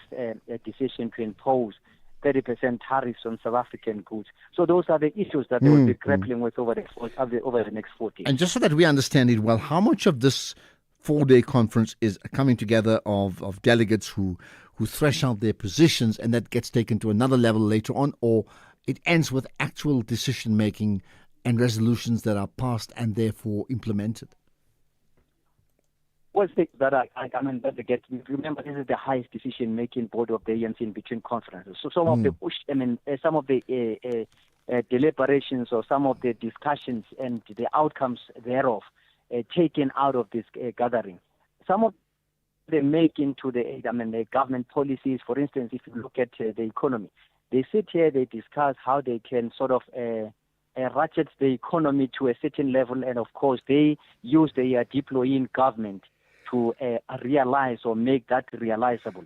For instance, if they would want to, let's say, raise something about safety and security, or even the G20, for instance, all the ministers, ANC ministers who happen to be in cabinet, they are then given the mandate by the National Executive Committee in terms, although it's not really a tinkering of policy formulation and articulation, but they would add that into their policy formulation going forward. Okay. So some of the issues that are taken here, they are taken seriously, and of course they cascade, or they go into a government setup. Understandably so. So you've of course mapped out what may happen over the next few days, and that's understandable. But is there anything, even today, that's come out that was profound, something worth repeating? Well, for now, we've been kept here. We are told that there's going to be a briefing by the ETC, the Economic Transformation Subcommittee, led by Zuko Gimpe, who happens to be the Deputy Minister of Trade and Industry. And that briefing, it has been put at that time, and it's already late. Maybe they need to do that briefing in the morning. So that is exactly what we're hoping on, that at least something tangible, as opposed to just the Secretary General at the agenda in terms of the program. We're hoping that something tangible will come out of that briefing, especially where the trade and industry, or where the Deputy Minister of Trade and Industry, who happens to be the chairperson of the subcommittee on economic transformation, will be telling us in terms of how is the economy and how is the economy going to be affected, especially by the tariffs and the deliberations between the president and his U.S. counterpart in terms of how has that affected the economy. You would recall that, it seems the U.S. president is steadfast, and his administration are steadfast in terms of really imposing those tariffs. How is this affecting the economy? We were hoping that the Trade and Industry Deputy Minister will help us understand or traverse that. Okay. Let me end with this. There's not a day that goes by on this show, the National Pulse, where someone or the other does not raise the issue of the effectiveness of the GNU. Did anything come up today regarding the GNU? Well, that's one thing that I've messed up when I was reading out the agenda of the meeting. Yes, the Secretary General earlier today told us that the GNU is going to be discussed, but the discussion around the GNU is not really to review the GNU, despite the irritations amongst the PEG partners. They have come to a point whereby they're saying, let's review the GNU. It's just a matter of seeing the challenges and trying to find each other. As many people have been saying that, in fact, it's not the liking of the ANC to be in the GNU PEG. It's not even the liking of the DA to be in the GNU PEG. There's a project of the market forces. They want them to work together. They want them to be in this thing. So there is no one who would wake up one day and say they want to walk away from the GNU. Despite their irritation, you would call that, John Steenhuisen, the leader of the DA, at some point said that they are going to walk away. They're not going to participate in the national dialogue. And that really irritated the president. And of course, there was to and fro between the president and John Steenhuisen of the DA. And that on its own, it's an irritation by some members, especially in the ANC NEC, who believe that maybe the time has come for the DA to be chucked out of the DA. But it's only their wish. Because some of them, they are not even closer to those engagement in terms of how this thing came about. Of course. So the president will. There's going to be a discussion around the challenges of GNU, but there is not a definite, sort of resolution or stance in terms of reviewing the ANC. Okay.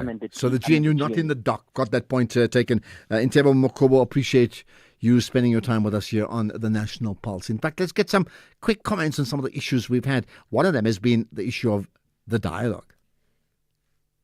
Good afternoon, Ashraf. It's Wellington here. To be honest, the country does not need the national dialogue because we already know what the challenges of our country is. And we just have to implement the policies. If we can implement those policies very well, then we shall have addressed the issues. Simple as that. We don't need a national dialogue, really. Well, it's an interesting one you say so, because if it was as simple as that, then how come we have so many problems between not just the country, government, but also different political parties unable to, can I say this, row in the same direction? How do we get us to row in the same direction if we don't know? We need to find the GPS, and maybe, just maybe, the national dialogue may help us find it. And if we don't do that, what do we have in turn? Right, 4:30, here's the news headlines with Ondela. Thank you, Ashraf, on the news headlines. South Africa's Air Traffic and Navigation Services has confirmed that operational disruptions and departure delays at OR Tambo International Airport. The DA spokesperson on police, Ian Cameron, says they have identified critical areas of expectations for the new acting police minister, Professor Feroz Kashalia, and Switzerland, currently facing the highest tariff imposed in Europe of 39%, has announced it will continue negotiating with the US to secure a lower rate. A full update follows at the top of the hour with Greg Hoos. SAFM, guiding you through the rush hour traffic. Good afternoon. Starting off in Gauteng, the R21 northbound in Kempton Park has a crash reported near Pomona Road, the N3 northbound queuing towards Buccleuch Interchange, and the N1 northbound in Pretoria, a stationary vehicle near Garsfontein Road. In KZN, the N2 southbound slow moving towards Queen Nandi Drive, the M1 Higginson Highway in Chatsworth is queuing at the N2 Highway, and the M7 is where truck congestion is reported at South Coast Road, so expect delays. In Cape Town, the R300 southbound in Kuilsriver has a crash reported on the ramp to Van Riebeeck Road. The M5 southbound is queuing towards Racecourse Road exit, and the R300 southbound in Delft queuing towards the N2 Highway exit. With your traffic update, I'm Irma G. This is SAFM Sports with Doming Kapele. Tumi, we'll talk about the Bulls and the Bears later on with Paswane, but for now, you've got the other Bulls to talk about. Yeah, I do. The Vodacom Bulls have added Jaco van der Walt and Apiwe Yankee to their side that will face the Sharks tomorrow at Loftus in the Colin Currie Cup. Van der Walt has not seen action for some time and comes in to replace Henry Immelman, while Yankee returns from injury in his first game back for a number of months. Coach Piwe Nomlolo also added 3 debutants to the bench, with SA2 Mnembelele and Ruan Swart and JJ Theron all getting their caps if they get onto the field against the Sharks. In motorsport, Lando Norris clocked the fastest time in the opening practice for the Hungarian Grand Prix. Norris beat Oscar Piastri by 0.019 seconds to take top spot, and Charles Leclerc finished third for Ferrari. 2/10 of the pace, but 2 places clear of Lewis Hamilton. In football, former Kaizer Chiefs and Mamelodi Sundowns attacker Keegan Dolly has voiced his frustrations over the way South African footballers are treated once they reach the age of 30. Dolly recently parted ways with TS Galaxy. This is after completing a season with the club and currently finds himself without a team. It does disappoint, but I mean, it doesn't only start with me. There's been a lot of players in the past as well that left teams because they just over 30 and struggle to find clubs and actually forced to retire because it's a bit difficult when you're that age, you know. But hopefully they can still see that we can still offer a lot, you know, for a lot of the clubs and for South African football, you know, not only playing, but just being a part of a club and share your experience with upcoming players. It makes a difference as well, you know. But yeah, it's a bit disappointing seeing how a lot of players struggle after turning 30 and above to find clubs. Elsewhere, Premier League's executive Richard Masters says that the league will not reduce in size from 20 to 18 clubs. This is amid tensions with world governing body FIFA over the congested international calendar. The top flight season begins on the 15th of August, kicking off 11 months of competitive action, which will end in the US for the World Cup final on the 19th of July. Now, the season starts 3 weeks after Chelsea beat Paris Saint-Germain to win the Club World Cup, and 2 weeks after the final round of summer series matches. And Manchester City midfielder Rodri suggested last year that players are on the verge of going on a strike because of the increase in games. In cricket, left-arm spinner Nonkululeko Mlaba says that while her big wins at last night's Cricket SA Professional Awards will give her a boost going to the World Cup in India in 2 months' time, it also means more pressure on her shoulders. The 25-year-old was the star of the show as she won the Women's Players Player of the Year, the T20 Player of the Year, Women's Best Delivery fueled by KFC, and was crowned the Women's Player of the Year. I feel like the pressure is getting worse, but I'm here for it. I'm going to do my best to put some performances for the team, and if we have to win the World Cup again, I am going to try my best and put on my performances. In swimming, Erin Gallagher qualified for her second semi-final of the World Championships in Singapore today, advancing past the heats of the 50-meter butterfly. The 26-year-old Tuks student tied fourth in her heat in 25.77 seconds alongside Australian Lily Price to rank joint 12th overall heading into the evening session. Gallagher will need to get closer to her 25.9 seconds national record, if not break it, if she wants to reach tomorrow's one-lap final. Then in tennis, world number 2 Coco Gauff battled through another tough 3-setter, rallying from a set and a breakdown to beat Veronika Kudermetova and reach the fourth round of the WTA Canadian Open. She claimed a 4-6, 7-5 and 6-2 win, while Alexandra Zverev beat Matteo Arnaldi 6-7, 6-3 and 6-2 at the Toronto Masters. Before I go, Ashraf, your thoughts with regards to the congested calendar when it comes to the Premier League? They just finished the Club World Cup. Well, actually, you have voiced your opinion I've with said regards so. to It's complete disregard player for welfare. players. And I think Pep Guardiola is saying the same thing. Like, you know, they must rest. Resting is a crucial part of their output and their performance. So And I you guess- take that away. So like say Man City or Chelsea. Chelsea won that World Cup final. They've never had an off season. They've just so some may say, okay, they've got a big enough squad, but that's not the point. You want to have your entire squad having a holiday, and it's been very hot in Europe. I've been seeing that, and you want them all coming back fresh. You can't have half. I guess there should be a balance between a player having enough game time versus enough rest, or just going overboard in terms of playing, because injuries, fatigue, obviously. It'll be interesting just to see how that is going to play when the new season starts. But it's this pressure. It's money, is everything, and it destroys the means of production of the players. If you don't have players, you don't have the game. True. Just by the way, I have to tell you this bit of trivia. So you know that the West Indies lost to Australia. They got hammered in the Test matches 3-0. And I think they lost the T20s 5-0 or 4-0, something like that. So they got completely decimated, right?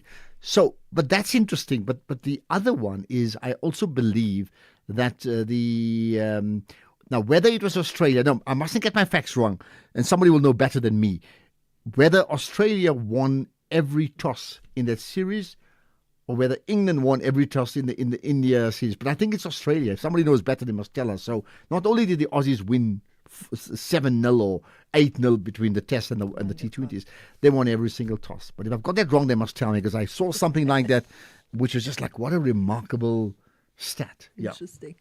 I'll have more on other sports in the next hour. Harambee Stars want to shine at night with maximum points, while Central Africans, DR Congo, eye 3 points to settle in Group A. This is the Total Energies African Nations Championship 2024. Experience Kenya versus Democratic Republic of the Congo this Sunday, 3 August at 2 p.m. Live at your fingertips on SABC Plus. Proudly brought to you by SABC Sport. For the love of the game. Mzansi, have you bought your Powerball ticket for the staggering 113 million rand estimated jackpot this Friday? Walala wasala. Play Powerball for the estimated 113 million rand jackpot today for your chance at winning life-changing millions. Buy your tickets now in store on nationallottery.co.za, the mobile app, cell phone banking, or simply dial *120 *7529# for USSD. Panda, Pusha, play. Players must be 18 years old or play responsibly. eTuba is a proud operator of the National Lottery.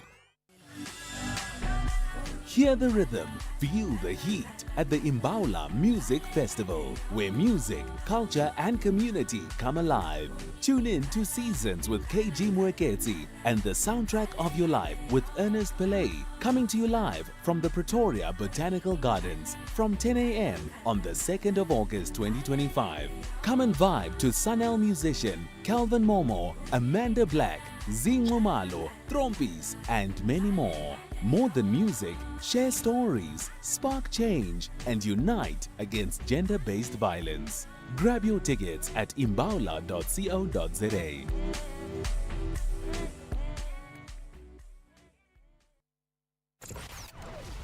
Economic news on SAFM. Facts and figures you can count on. So let's get to those numbers. The last working day of the week with Paswane Mpatlele, Senior Accounts Manager at Markway Fund Managers. Good to connect. As always, you got the news, local and global. Afternoon, Achraf, and happy Friday to everybody. Yes, we got the local news here where Minister of Finance have highlighted that he has no plans to move our inflation target to the 3%, unlike the Reserve Bank that has shown its preference. But he did highlight that he will also do some consultation before any final announcement. Globally, it's deadline day. It's 1st of August, and trade deals were done and were dusted. It's more of an implementation phase now that markets have to focus on, and the impact of that for. Currently, we look on average, the U.S. tariffs against all its trading partners is sitting around 15%, and it has created volatility and investor sentiment to pull lower, especially when they add the labor data from the US that has reported weaker with job creation and unemployment rate rising to 4.2. More bad news is the manufacturing data, which is more hard data. It's back into contraction in the US. With all these developments, investors have taken a consensus view that rate cuts are coming in the meeting of September next month, and looking at the yields turning lower is shown is basically reflecting that type of sentiment. Dollar is also down by 1%, but still bullish. Oil gets pressure down 2.2% at $70 a barrel, still holding some bullish momentum. Gold got boosted by 1.8% at $3,349 an ounce. Bullish. Relationship with the equities is negative to end today. US equities are led by Nasdaq down 1.6, S&P down 1.3%, Dow also down 1.3. In Europe, the FTSE is down 0.8, while the DAX and CAC are harder, down 2.5%. JSE is following the global momentum of lower, down 1%, with financials down 1.6% and industrials down 1.8%. Resources got a boost up 2% with that gold price rising, and gold mining companies doing well. And when we look at our currency space, we also got support through those commodity prices like gold being bouncing back and a lower dollar. Rand against the dollar is at 18.09, and rand against the euro is 20.90, and rand against the pound 23.99. Perfect. You have a great weekend, and we will connect for sure on Monday. Thank you for that. The National Pulse, weekdays, 3 to 6 p.m. Okay, I need to hear what you have to say. You're on the pulse. What are you going to comment about? Some of the issues that we've touched on today. What moves the pulse? The Fly Safair flight story, the solidarity comments on that. That's fine. The issue with the Judicial Commission of Inquiry now getting into their work proper today. And the chat we had with Jeremy Michaels. We now have a new Minister of Police. And as the President has said, there's some anomaly regarding the technicalities about the two ministers, but that's going to be dealt with pretty quickly. So he's not expecting that to go on too long. But, there's been a challenge on that too. And then that conversation about Tanzania and whether we can link it to South Africa in any way, lessons to learn. Right? And the national dialogue. I did say, come on, think about if we can just coin and agree on the national purpose, everything else will follow suit if we can. Monday in Cape Town, go for it. Hello. Ashraf. Yeah. I know you well. I know you well. Ashraf, let me start this national dialogue with what I call the international dialogue, which was initiated by the pre-eminent person group led by Olusegun Obasanjo, the strongman of Nigeria. All right? They themselves, must have been sent by the three presidents, Ronald Reagan, the late, Baroness Thatcher, also late, and Mikhail Gorbachev. This is during the Cold War, all right? And those three persons group resulted in 1987 with Peter Willem Botha, giving a good okay for the national government, apartheid government, to negotiate with ANC in Lusaka, right? Kabubek was there, So with this national dialogue, what I would like to happen, first of all, Lebohang Pheko must be there, right? Why I'm saying that? Her father, before he passed, kept on saying the African Charter, was actually the African Cheetah, all right? So I want Lebohang to be there so that she can tie all those dots, all right? Because we do know what our problem is, poverty and unemployment, inequality, whatever. So when we negotiated this dialogue, right, we include there, the program of action by President A.P. Nkrumah in 1949, and all that. All right. So it's going to be a long one, Ashraf, and it's going to be a dialogue, a constructive dialogue. All right. Right? Okay, let's leave it at that and imagine just getting Lebohang Pheko coming in. I mean, certainly a very, very articulate person that I've had the privilege of connecting with on many occasions. Okay, but this is the beginning. Wanda, thanks for that. Really, they just starting with the national dialogue. I'm asking you, what's the one thing? Don't go in to say they're going to spend 700 million. I'm not saying don't, because we've talked about it. What's the one thing? It's happening already. It is going to happen. So what's the one thing, therefore, you'd want to get out of it? I see that Samkelo's saying, I can't wait for the Sophie Mokoena interview. Well, wait for it. It's coming up shortly. 15 minutes, thereabouts. Sam in Durban, hello. Ashraf, I just want to touch on the Tanzania issue. Yeah. I totally agree with the policy of government or whoever's implementing that. It's got nothing to do with your African neighbors. It's all got to do with economics. You cannot produce a product, get into export that product, send your people overseas to retail that product. So everyone's in the same boat here. It's like Shoprite, Checkers, Mercedes, BM. Mm-hmm. It just cannot be like that. It's Ismail's Hardware, Ismail's Plastic, the small guys selling stuff on the road. So what's happening here, especially with the Chinese? And that's what this is referred to. Yeah. You're producing the goods, you're exporting the goods, and your own people are retailing it to the public. And not to say, well, our country has implemented 50% tariffs on that to bring it in. But No, maybe yeah. we should look at that in Okay. a different way. All right. Sam, you've put it on the agenda. Look, I think the issue of foreign nationals, even in South Africa, I'm talking of trading, it can't just be left as loose as it is at the moment, okay? You know, there's a space for foreign nationals, I've always said. So I think they just add tremendous diversity to a country. But there's also that point that you have to also look after the local citizens of the country. You have to, you cannot ignore them. How can you ignore that?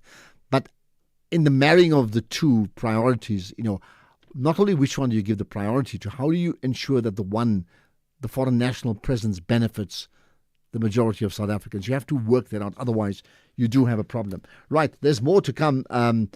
Okay, when Tumi comes in, we'll talk about it. Tabo's saying, ask Tumi, why is the Marumo decision different from the Highlands Park decision? No consistency. Okay, made a note. We'll see if we can ask her when we get the chance. There's comments on Fly Sefe, yeah? Hey, Ashraf. Johnny Mahala from Kabarga. I'm sure you're sick of hearing from me. You're such a name dropper. John Carney, hey? Regarding Fly SA, SAF Air, so-called, you can hear from the different spokesmen who is human and who is a soulless corporate puppet. I'm sure the listeners can tell from themselves, you know, SAF Air spokesperson, the marketing guy, is slick and soulless. And the solidarity guy, really, time after time, has come across as really human and balanced. That's my opinion. Well, for the pulse of the faction. Okay. I wonder if others agree with you about that in terms of who's the humane person and who's like just the corporate chief. As far as the name dropping is concerned, John Carney. Well, listen, I told him I'm going to mention this because we discussed it yesterday. I mean, I can't ignore that. That's the reality of the life that I have. I meet different people. We talk about different issues. We're all concerned about the country. And I did say I'm going to raise this issue today. So I have, right? The other name dropping is Sophie Mokoena. She comes up after 5. Franz Kranzok, that is, yeah? In the Free State, hello. Franz, good hi. afternoon, Avra. Yeah, good to talk to you. Good afternoon, and good afternoon to the listeners. Good to hear from you. Go for it. What's your point? No, I want to speak about the national dialogue. I'm Franz Kraushoek Yeah. from the Free State, from Bethany Farm. Okay. Yes, for me, what I would like the national dialogue to achieve is out of the Freedom Charter, where we say how indigenous peoples must, all of them, benefit from the South Africa and the soil that we are currently finding ourselves after 1994.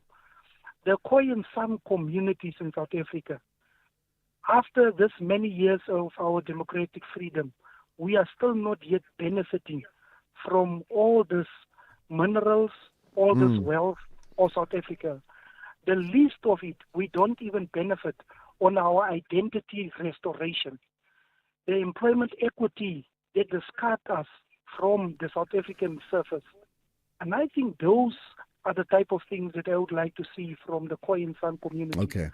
Currently, we undergo challenges with MECs who still oppress the recognition of the Khoi and San community's Okay. existence within South Africa. Well, That yeah. is what I'd like to see. Thank you for bringing it up, Franz. And I think that's what I want to see from other people. Like, what would we want to put on the agenda? And I think you've articulated your position very, very clearly. Thanks for that, Franz, right?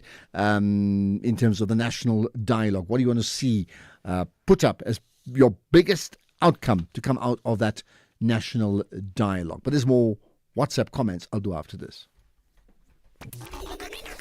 I'm Michelle Constant. Join the JSB crew and I every Saturday and Sunday morning between 7 and 10 a.m.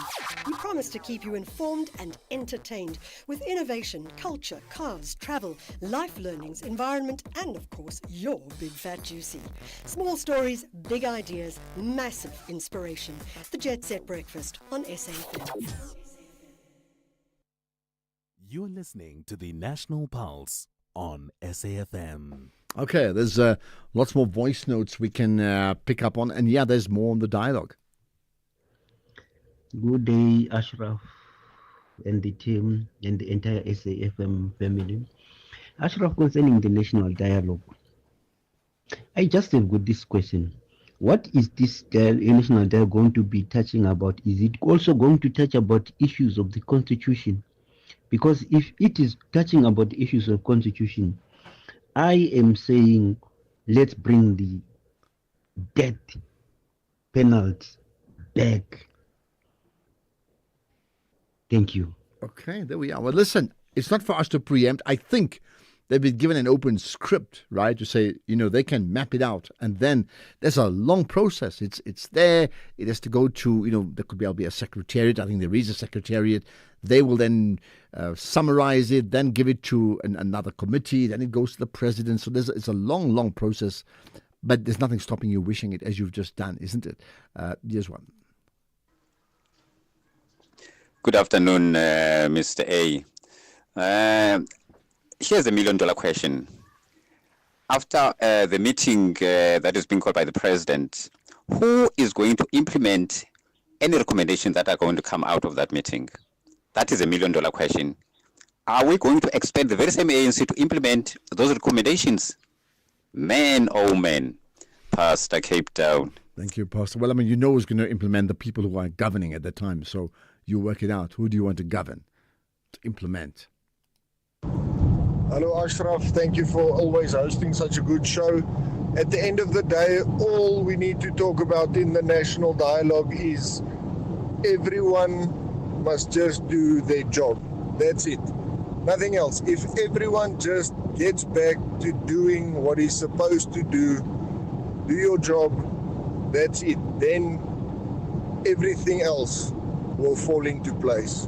Have a good day. That's an interesting one. And I want to draw a sporting analogy from that. When I played paddle, this fast-rising sport about a year ago, I'm new at this game, and I'm playing a guy against a guy who was like 10 times better than me. I was like, give me some advice. What should I do? And he just simply said, win every point. Now, I'm saying that because your comment about do your job is just that. Win every point. If all of us can every day win every point at what we pursue in our country, then we'll be winning points like crazy, which means we're a far better country than where we are right now.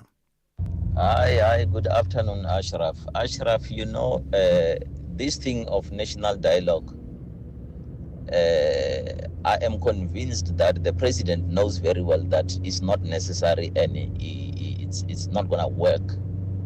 The only thing that is doing this is for ANC to get an exposure to the public. They are actually canvassing, but it's too late. They think that they are doing themselves a favor by doing this whole thing and to buy the faces and to gain again the trust of the voters. Voters are not fools anymore. They actually causing more damage by spending this amount of money. We are not going to vote ANC. ANC is on its way out. Bob, Cape Town. Well, got that. And certainly you're entitled to your position, but I think this was started, the whole seed of this national dialogue was planted by Thabo Mbeki. In fact, just check it up. I think that's where it was. It wasn't just a Ramaphosa thing.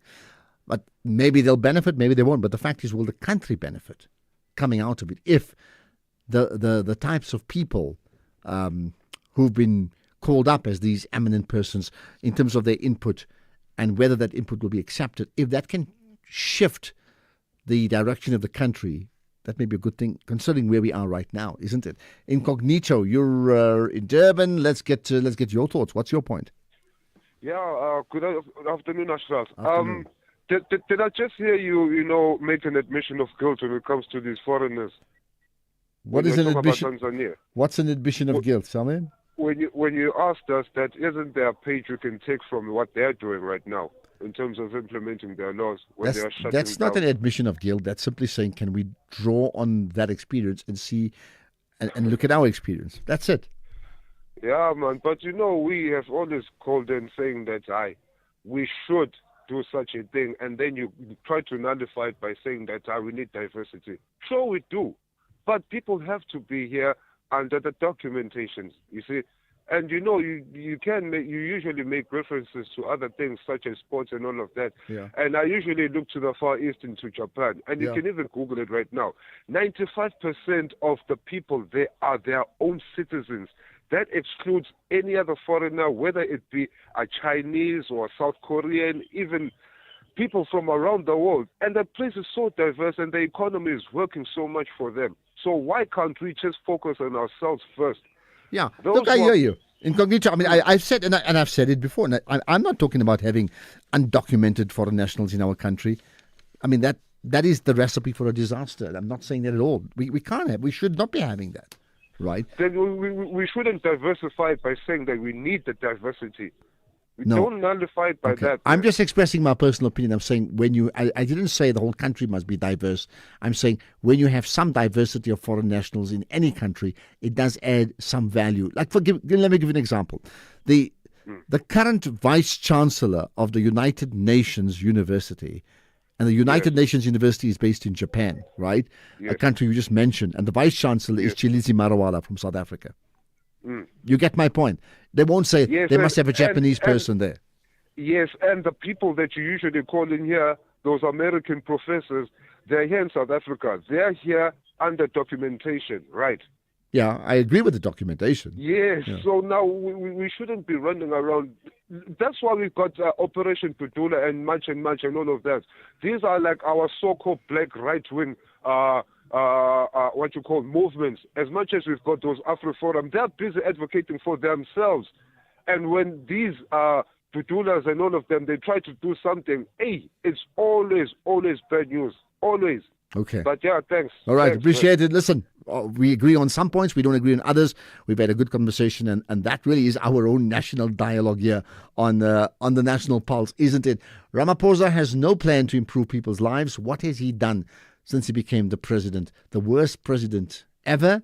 A thug ruling through commissions with recommendations never implemented, anonymous in Econog. Why are you anonymous on that one? I mean, whatever you feel, just give your name. Say what you want to say. And you have, right? Ashraf, the tariffs that America is going to impose on South Africa, this will have a devastating effect or impact on us, especially small towns like Kakamas, Kaimus, and Uppington. These places are fully reliant on exports like grapes, pomegranates, raisins, and other products. This will cause a major job loss here. Terence, who I think is the mayor of Kakamas. I mean, we hear from you often, putting your town on the map, isn't it? Right, let's pause on that for now. So after 5 o'clock, it's Sophie Makwena, Fireside Chat. Of course, you're going to listen, aren't you? Let's get the news. Here's Greg House.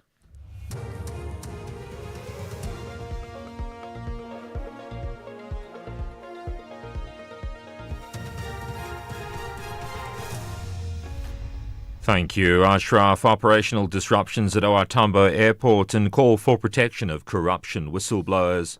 Good day to you. South Africa's Air Traffic and Navigation Services has confirmed that operational disruptions and departure delays have been taking place at Johannesburg's OR Tambo International Airport.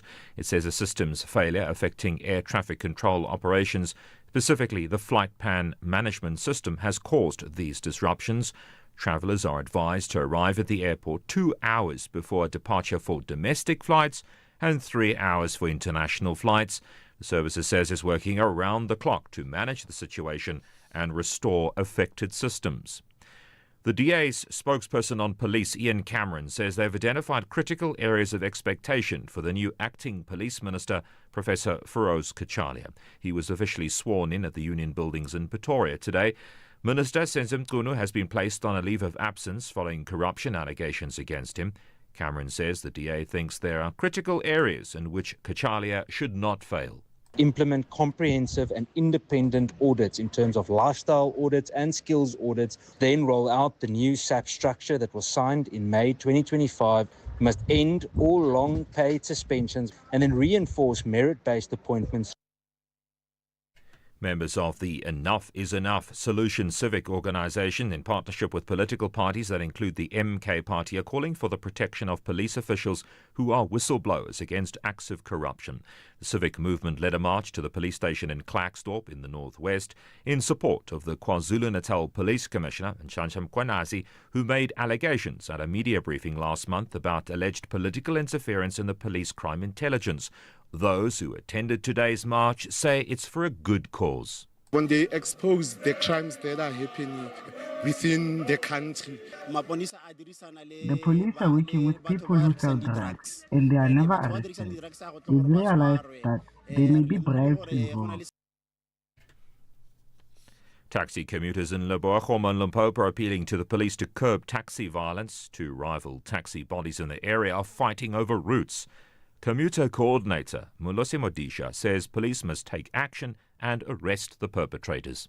They start again on this Monday. Some of them, they just throw stones into each other, and then the communities, they completely suffer and then that is not good because of all the communities. We need them, and we're appealing all the police and traffic and all the stakeholders from the government to come and help us to solve this problem at the Wahom. If somebody they don't have the permit, they must arrest them.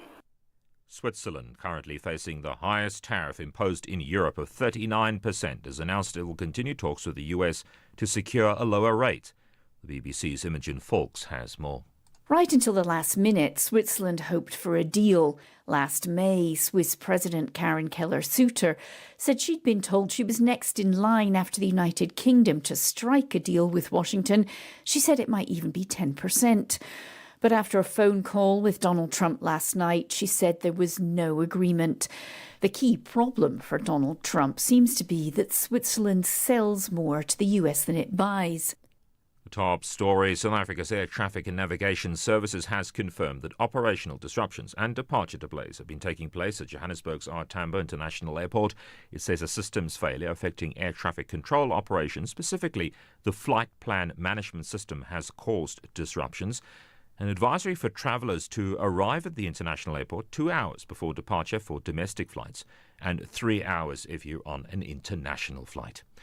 That's SAFM News, and I'm Greg Hurst. In sports this hour, we talk to 14-year-old Kutlwano Selwane, who has a dream to become Africa's first Grand Slam champion. More details at 5:30. SAFM, guiding you through the rush hour traffic. Good afternoon. Starting off in Gauteng, the N1 northbound in Pretoria, slow moving towards Garsfontein Road, the N1 southbound in Midrand, slow moving towards Buccleuch Interchange, and Mabopane Highway northbound in Pretoria has a crash reported before Theo Martins. In KZN, the M7 eastbound queuing at the N2 highway, the N2 southbound slow moving towards Queen Nandi Drive, and Umgeni Road westbound slow moving through Springfield Park. In Cape Town, the R300 southbound in Brackenfell has a crash reported near Old Paarl Road. The N1 Service Road outbound has a crash near the Canal Walk exit, and the R300 southbound in Kuils River, a bus crash reported on the off-ramp to Van Riebeeck Road. With your traffic update, I'm Irma G. Keeping your family healthy this winter can feel like a daunting task. Try the Lung Shield range. It includes capsules to support healthy lungs and immunity, a syrup for kids that supports the immune system and promotes lung health, and an effervescent with 13 essential ingredients to optimize immune function. Put your family's health first this winter with the Lung Shield range. Available without a prescription at leading pharmacies. Lung Shield, prescribed by doctors, recommended by pharmacists. Spar brings you super savings. Get 1 kg Kellogg's Cornflakes for $69.99 plus 150 megs free data on Spar Mobile. Or 1 kg Spork Country Spread Tub for $44.99 plus 100 megs free data on Spar Mobile. Plus, you could win your share of 6 million rand in instant cash. Price is valid until 6 August 2025, while stocks last. T's and C's apply. If you think you cannot afford a lawyer, think again. Clientele Legal has made professional legal services affordable for you. Whether it's a civil, criminal, or labor-related matter, we have a nationwide panel of attorneys standing by to assist you. SMS SAFM to 32195. That's SAFM to 32195 and we'll call you back. Clientele General is a licensed non-life insurer and an authorized FSP. Standard rates and terms and conditions apply. Mzansi, have you bought your Powerball ticket for the staggering 113 million rand estimated jackpot this Friday? Walala wasala. Play Powerball for the estimated 113 million rand jackpot today for your chance at winning life-changing millions. Buy your tickets now in store on nationallottery.co.za, the mobile app, cell phone banking, or simply dial *120 *7529 hash for USSD. Panda, Pusha, play. Players must be 18 years old or play responsibly. E2 is a proud operator of the National Lottery. Okay, we're going to get to Sophie Mokoena in a moment, right? But before that, it's season 2 and the stakes are even higher. This time, South Africa's favourite stars are back at the briefcase, playing for charities close to home and close to the heart. Big names, big hearts, big deals. Don't miss Deal or No Deal Celebrity South Africa, Saturdays at 6 p.m. on SABC 1 in Mzansi for sure.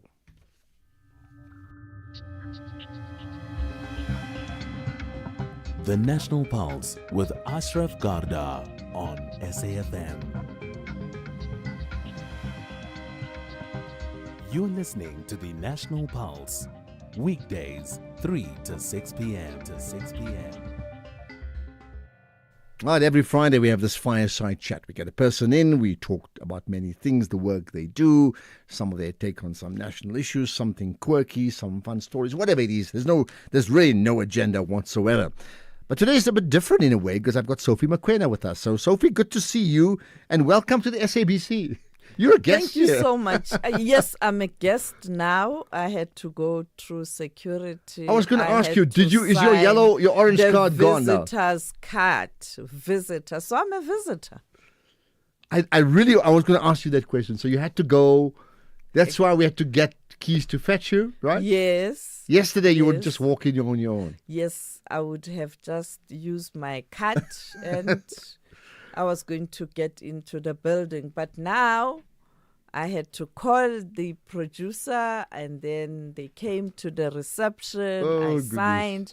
I had to produce my identity card. Or else, right? Yes. I'm a guest. Oh my goodness. Can you remember your very first day at the SABC? Yeah, the strange thing is that it was in this same building. Okay, right. The same area. Radio Park area, yeah. Yeah, but and next door here. Okay, it wow. used to be Sesotho Stereo. All right. You know all these studios here. Yeah. This is where I spent most of my time. Did you? When I Wow. started. So I'm familiar with So we this brought area. you home. So For when me, people may it's know, home. we're Yes, normally on the yes. 6th floor of the SABC. That's where we broadcast from, SAFM.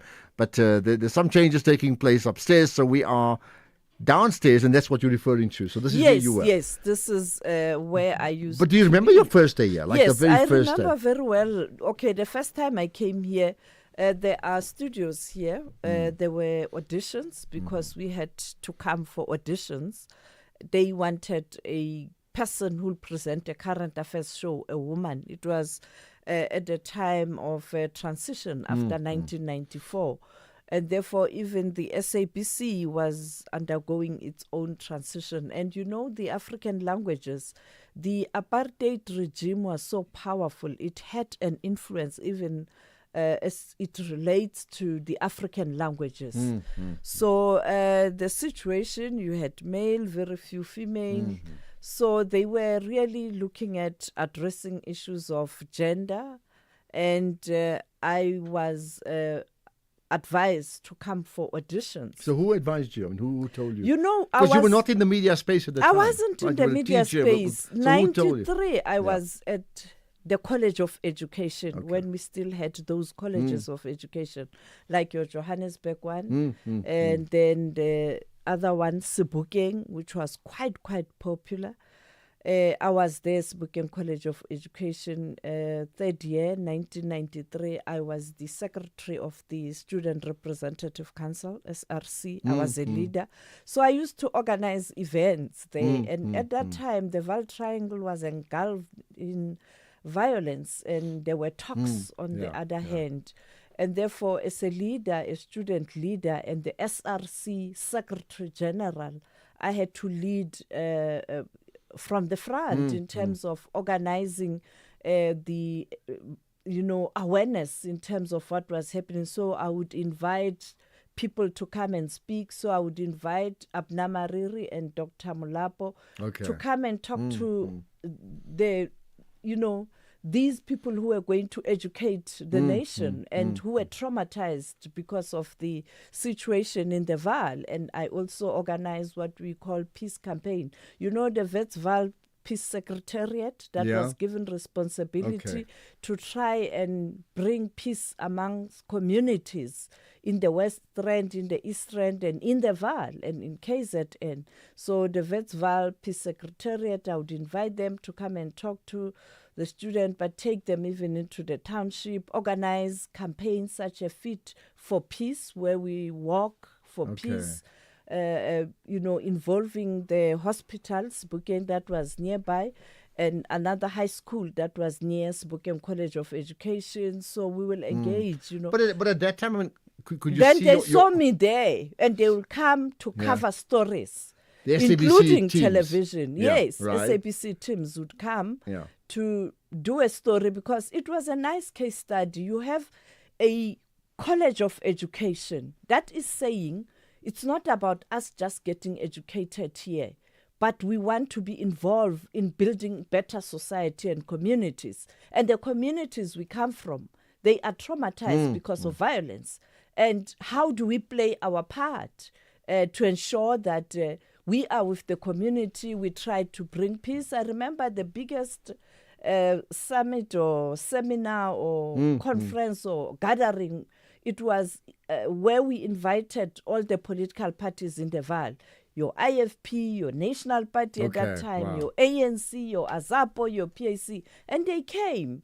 Just imagine, we are students. You are students inviting we them bring and they these come. political parties in the Vaal to come and talk, And that was leadership. And I'm not surprised today you have the president of the SRC then, it was Bongile Besani, who is in the ANC president's office now. So that crop of SRC, I think we were, it was the best leadership you could get in terms golden of that generation. Yes. But so how then? Okay, so what happened to you then? So for all intents, that was going to be your life. So they then saw me. So, but who's the they? Who's was it one person? The crew. The crew. Right. Saw my capabilities. Good public speaker, good organizer, very assertive, feisty. And I'm involved in sports, in music, in everything. And I would support all the different activities at the college as the Secretary General. Leadership. So they told you what? And then they said, no, man, and your language proficiency in terms of Sesotho, it's quite good. So come and try your luck. Because they saw me. I mean, they would record when I'm speaking, do packages and all of that. Then I didn't get a post 94 because, there was that decision taken that you freeze all the government posts as you prepare for a new dispensation. So some of us couldn't get an opportunity to go and teach. Then I went to the IEC as a monitor, election monitor. Wow. The thing is, I had been involved in voter education, helping the communities, training them, I went to Memphis, Tennessee State Tech to do, and Gandhi Institute in the US for a month, training in terms of conflict resolution and democracy, Okay, so you were primed for this career. So then when you came here, So they urged you to come, and you auditioned. Yes. I think we were 1,000. Oh, my the queue goodness. was so long. And I'm like, me, I can't. I'm going to leave. At around 3 or 4, I think only 50 of us or 20 of us were left. My fear now is that I'm using a public transport. Yeah. I have to go back to the Val, Yeah. a volatile area. You don't It's wanna go late getting at dark. night, obviously, It's yeah. June, so it's Yeah. dark, it's cold. I want to leave. And they say, no, don't go. We'll see what we can do. We'll organize the rose taxis, rose taxis for you. And I stayed and I continued until they said, number 1, Sophie Mugwen. So we'll send you details. You can come. That's how we got to be here at the SABC. And you've been here for how many years? 31 years. But like unbroken, right? Or what? There was a time where I had a labor dispute. Yeah, I think right. it was 98, but I won that case at the CCMA. Not even CCMA, Labour Court. Okay. And then that's when I went to Parliament to Yeah. be a parliamentary reporter and a political reporter. Then I came back to Johannesburg. When Vuyo Mvogo became a political editor, I asked him to bring me back to Joburg because Cape Town was too far. And when I went there, it was almost a punishment because the salary I was earning, I was Really, not going to eh? survive in Cape Town. Okay, so anyway, 30 odd years you've been here. Give me one word that encapsulates all that you've done in this place. I've tried my level best to make an impact and to make a change. And try you have. Now, I was telling you early on, I mean, the moment I knew you were going to retire soon, and then when it was confirmed, I remember messaging you and I'm saying, we need to talk to you and we'll get Temba to sort it out. But since then till now, you've probably done like 20 interviews, man. Many Haven't you? How many? interviews, not really 20, but lots and lots and lots. And I think for me, what's even more profound, it's people on X, because on social media, yes, I do have Instagram, I do have Facebook, I do have TikTok, but I'm not active. I'm active on X. And it was more of work. It had nothing to do. If it's private, it's just here and there. So the response from South Africa, particularly from the continent, I'm like, it's not about me, honestly. It's about SABC. They know SABC. Yes, I was there to facilitate and give platform and push for their stories in the SABC in different platforms. But how the SABC has become a go-to broadcaster on the continent, including our international competitors. You know, the international news correspondents around the world, they do get in touch with me. I want to mention someone from Sky yesterday sent me a message on a petition. They want the South African media to be involved in calling the Israel government to allow international reporters Which or they're not doing at the moment, correspondents, to have access to Gaza so that they can tell a story better on the ground, because it's very difficult for a foreign journalist to get into Gaza, and it's unfair to report around it. You know, you might get wrong. Yeah, there's lack of authenticity. So that speaks to.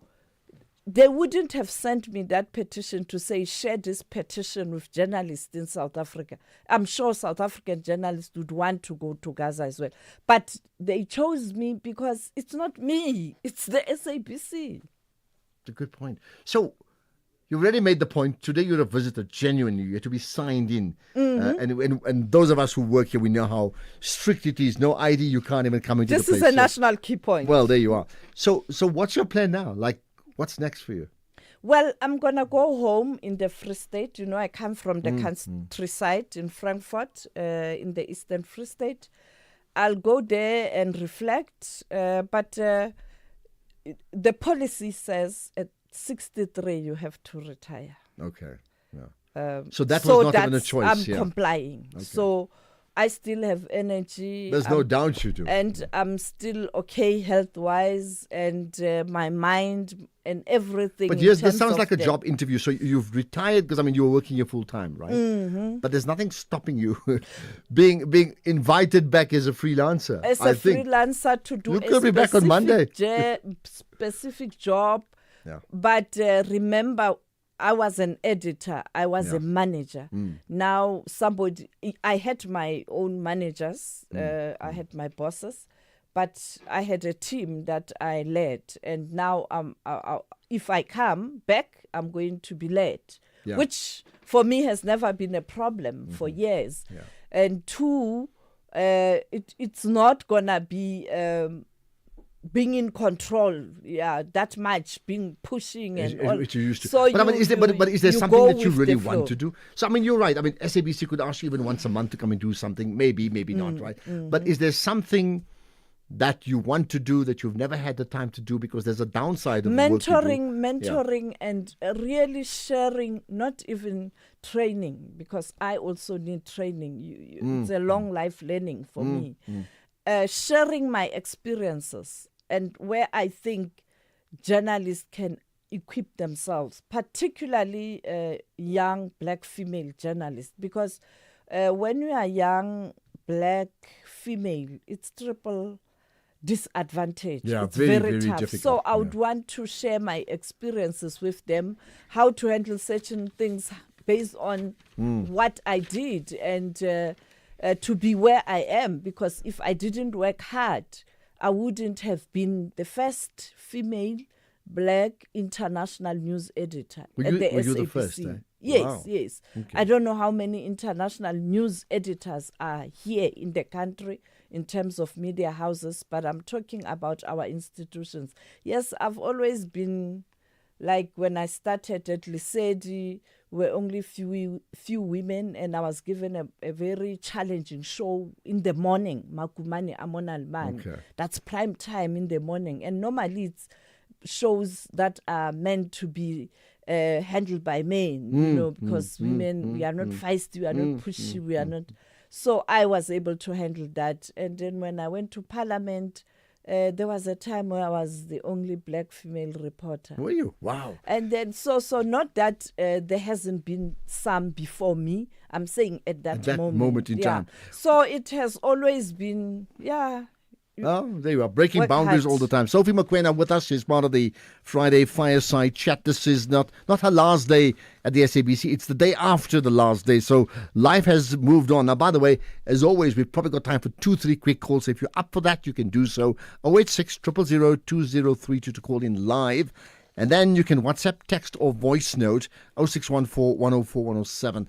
Keep that voice note up to 30 seconds. You can also tweet, by the way, just hashtag the National Pulse, right? So, okay, I just want to make this, then we'll move on. Mentoring you'd love to do, but is there another job you want to do? Like for some people, it's like, I really want to start a restaurant. I want to own a football team. I want to get into politics. Is there consult something to consult in on media? international relations Well, absolutely. on the continent and globally. To moderate, to be invited to speak about global issues, So that's something that I would love to do. I think it should happen, also. and I think you've got a database, and it will depend after a month. Like I said, if SABC says come and do this only, I will also. Okay, there we are. Maybe advice you've got for Sophie McQuena. What does she mean to you, seriously? What is Sophie McQuena, a voice and a face you've heard for 30 years within the SABC? She's my guest on the Fireside Chat. Chasing the Sun is a 5-part South African sport documentary series. An inspiring story of the 4-time World Rugby Champions, the Springboks. The journey of winning the Rugby World Cup, a behind-the-scenes look of how the green and gold team overcame adversity, divisions, and doubt to become world champs. Be there when history shines. Tune into SABC2 on Sundays at 7:30 p.m. from 13 July to 10 August. Also available anytime, anywhere on SABC Plus. Proudly brought to you by SABC Sport. For the love of the game.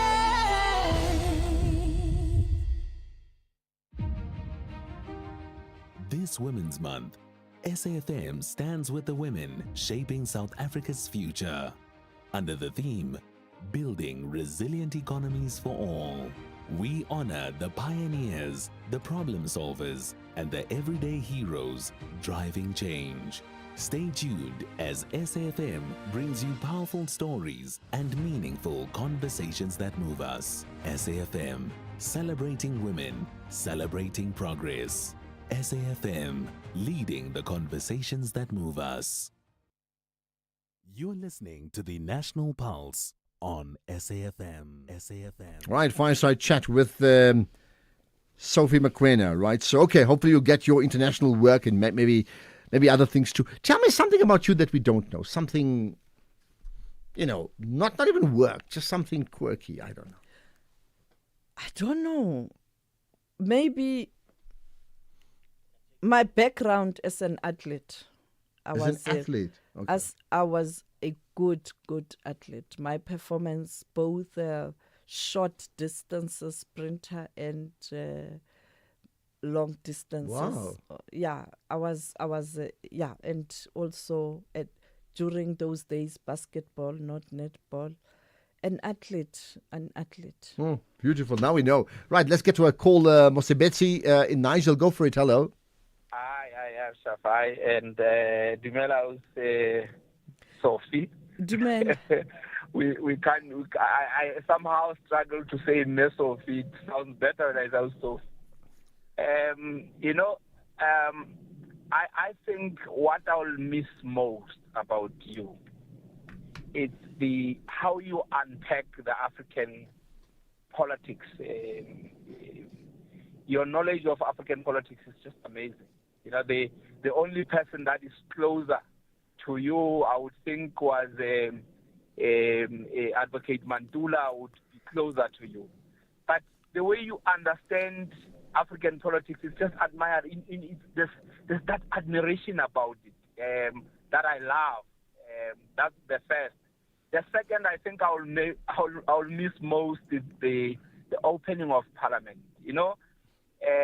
Half of the time I enjoyed watching the opening of the Parliament because of the analysis that you'll be doing, explaining all the processes that are going on, the different sectors of the army and all of those things. We would sit down with children just to understand all those processes. Yeah. Now, of course, it has changed. People are talking a whole lot of things that I don't understand, and I've just lost interest. Oh, there we are. But that I'll miss, the explanation of each and every detail that is happening there, who's appearing, which division of the army is coming in and why. Okay. All of those processes. Yes. All right. You're going to miss all of that, right? Mosebetsi, yeah. Okay. Thank you for that. I'll get Sophie to respond in a moment. I want to get another quick call in before the news. Glenn, go for it. Hi. I'm just my friend. Good afternoon. Yeah, good talking to you, Glenn. Right? Talk to Sophie, not to me. Yes, Sophie, good afternoon. Good afternoon.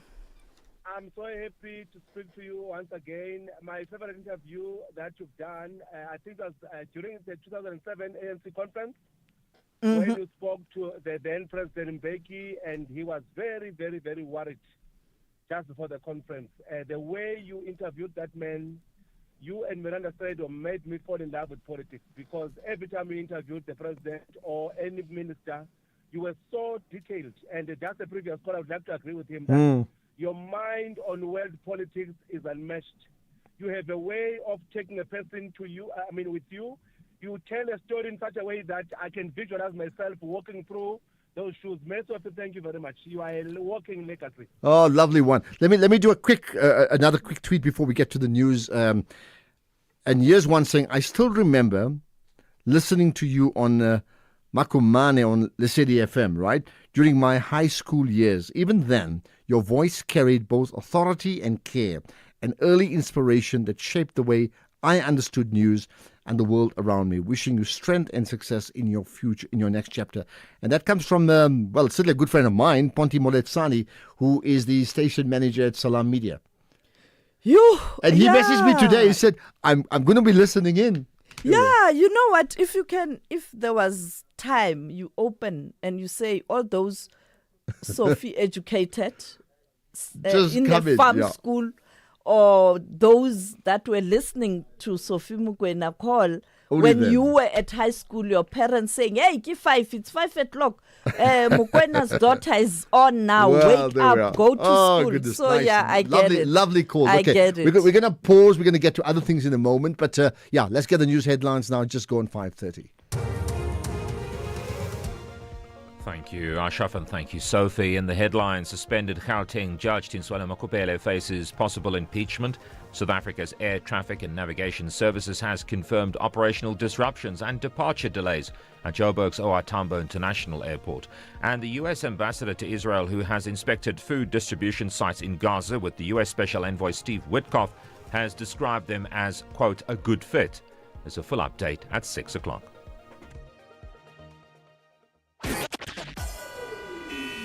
SAFM, guiding you through the rush hour traffic.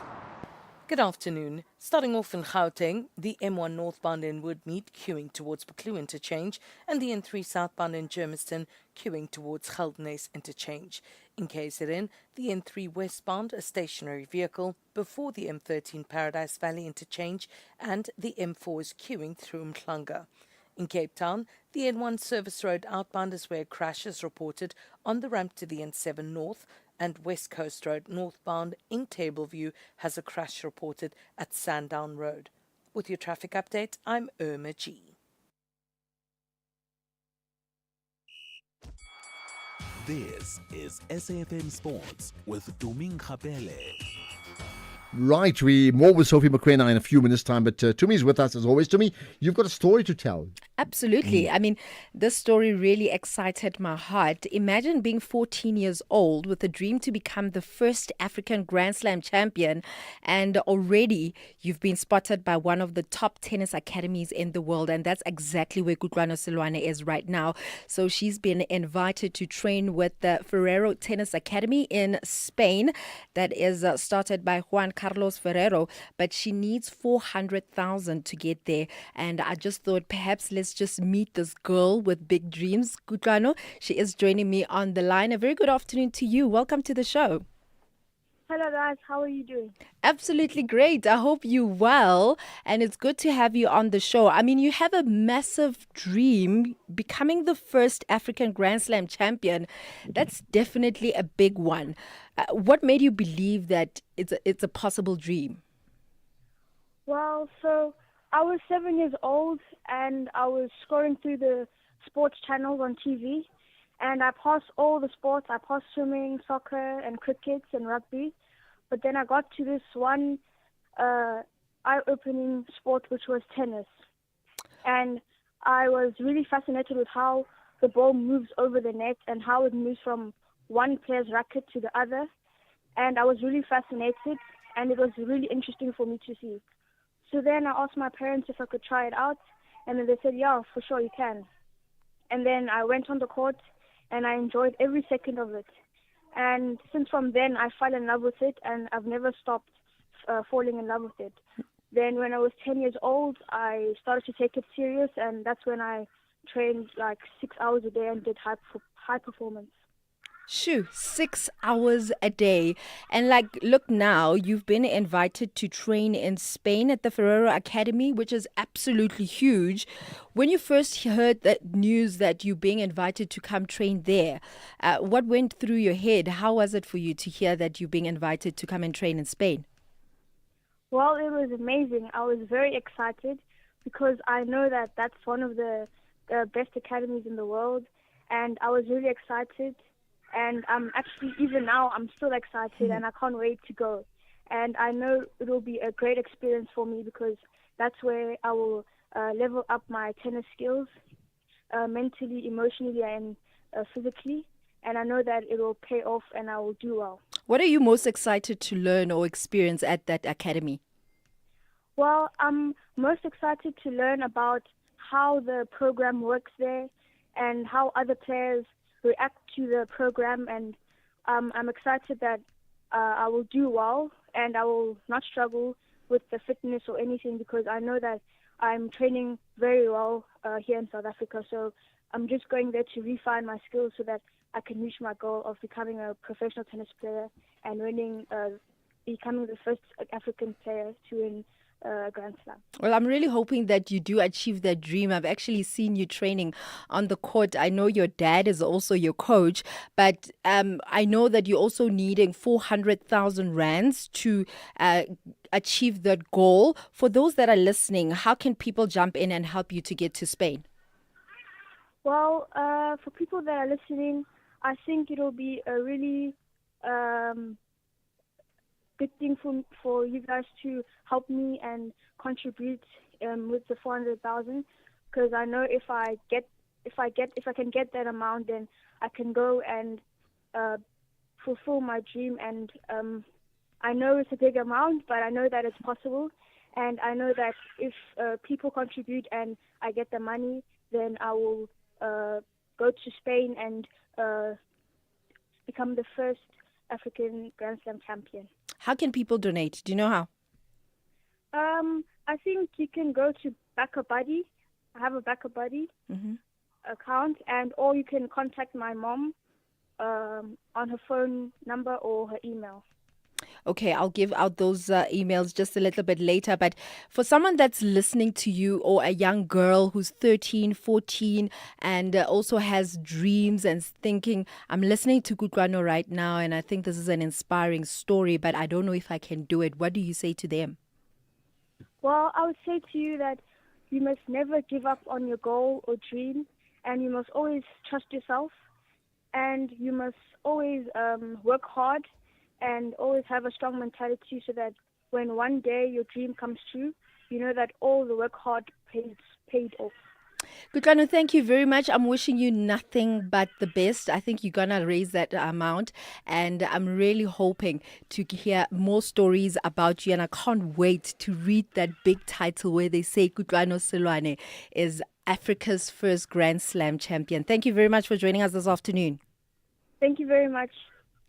All right, then, that is 14-year-old Kutlwano Seloane. If you do want to send through your donations, I know her mom's email is karabo@moloki, MOLOKI.co.za,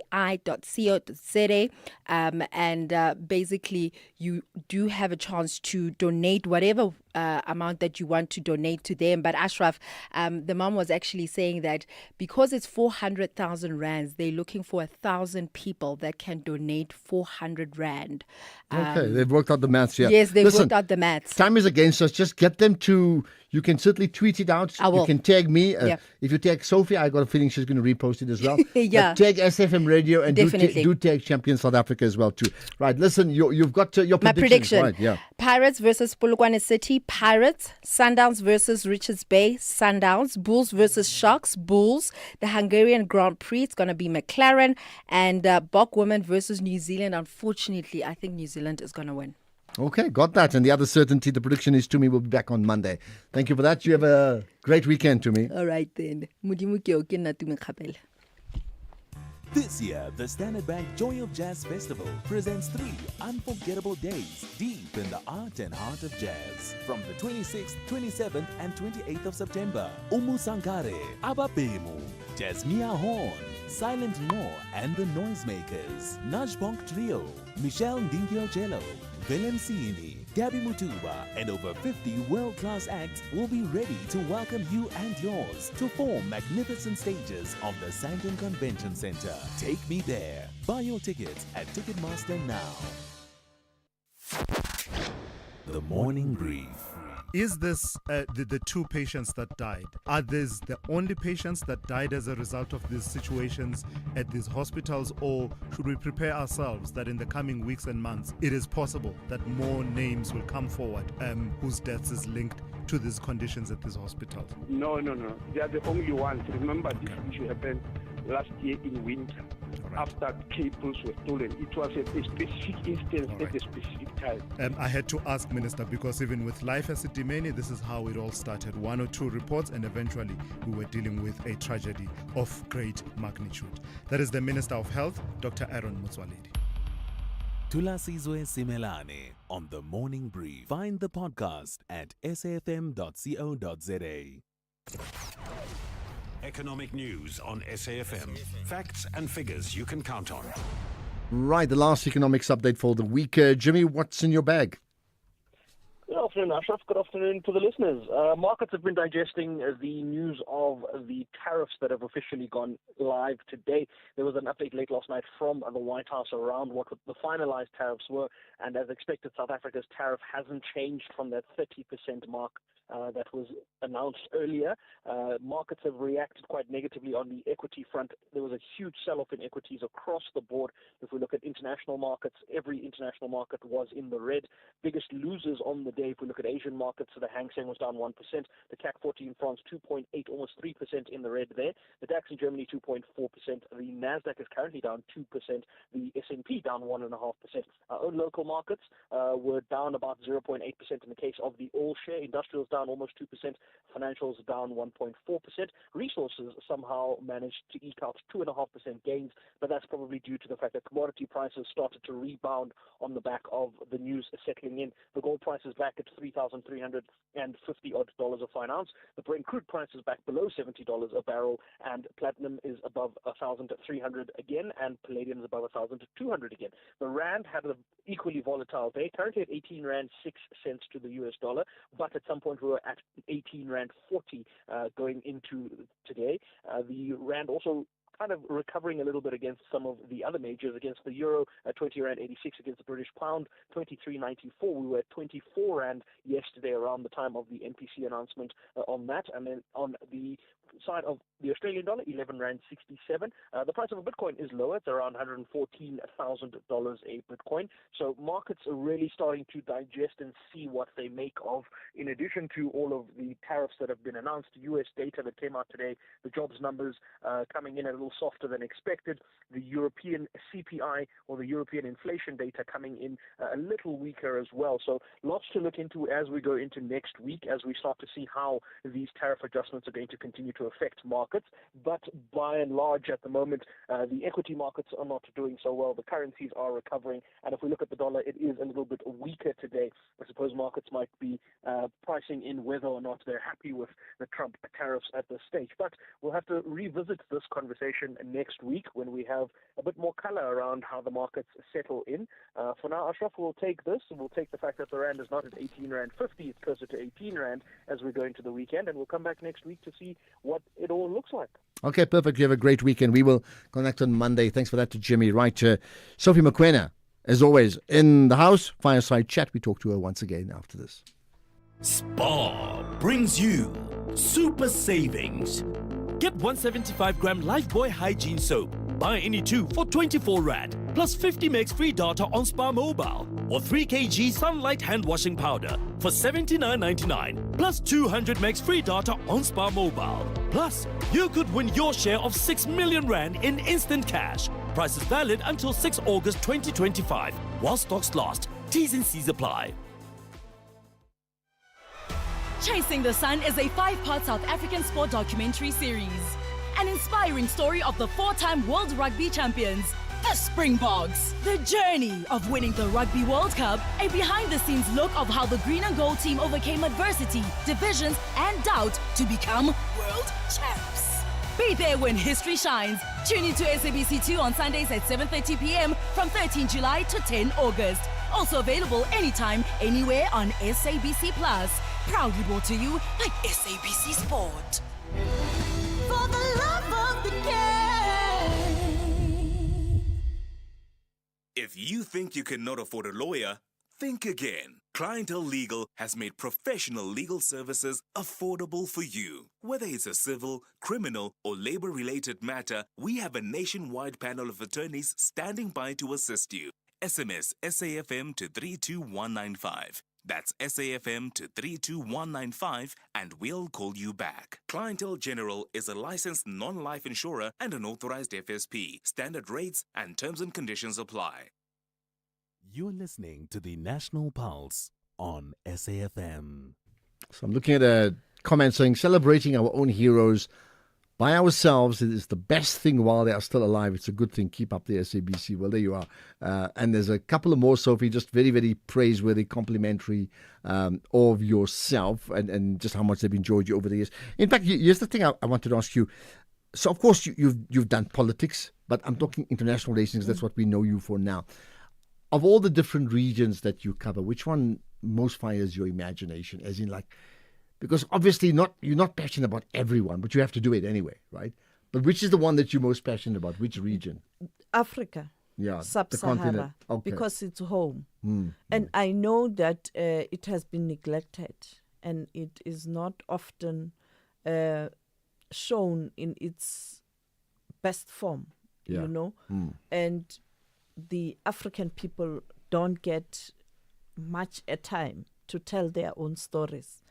And they don't get space also to talk about their challenges.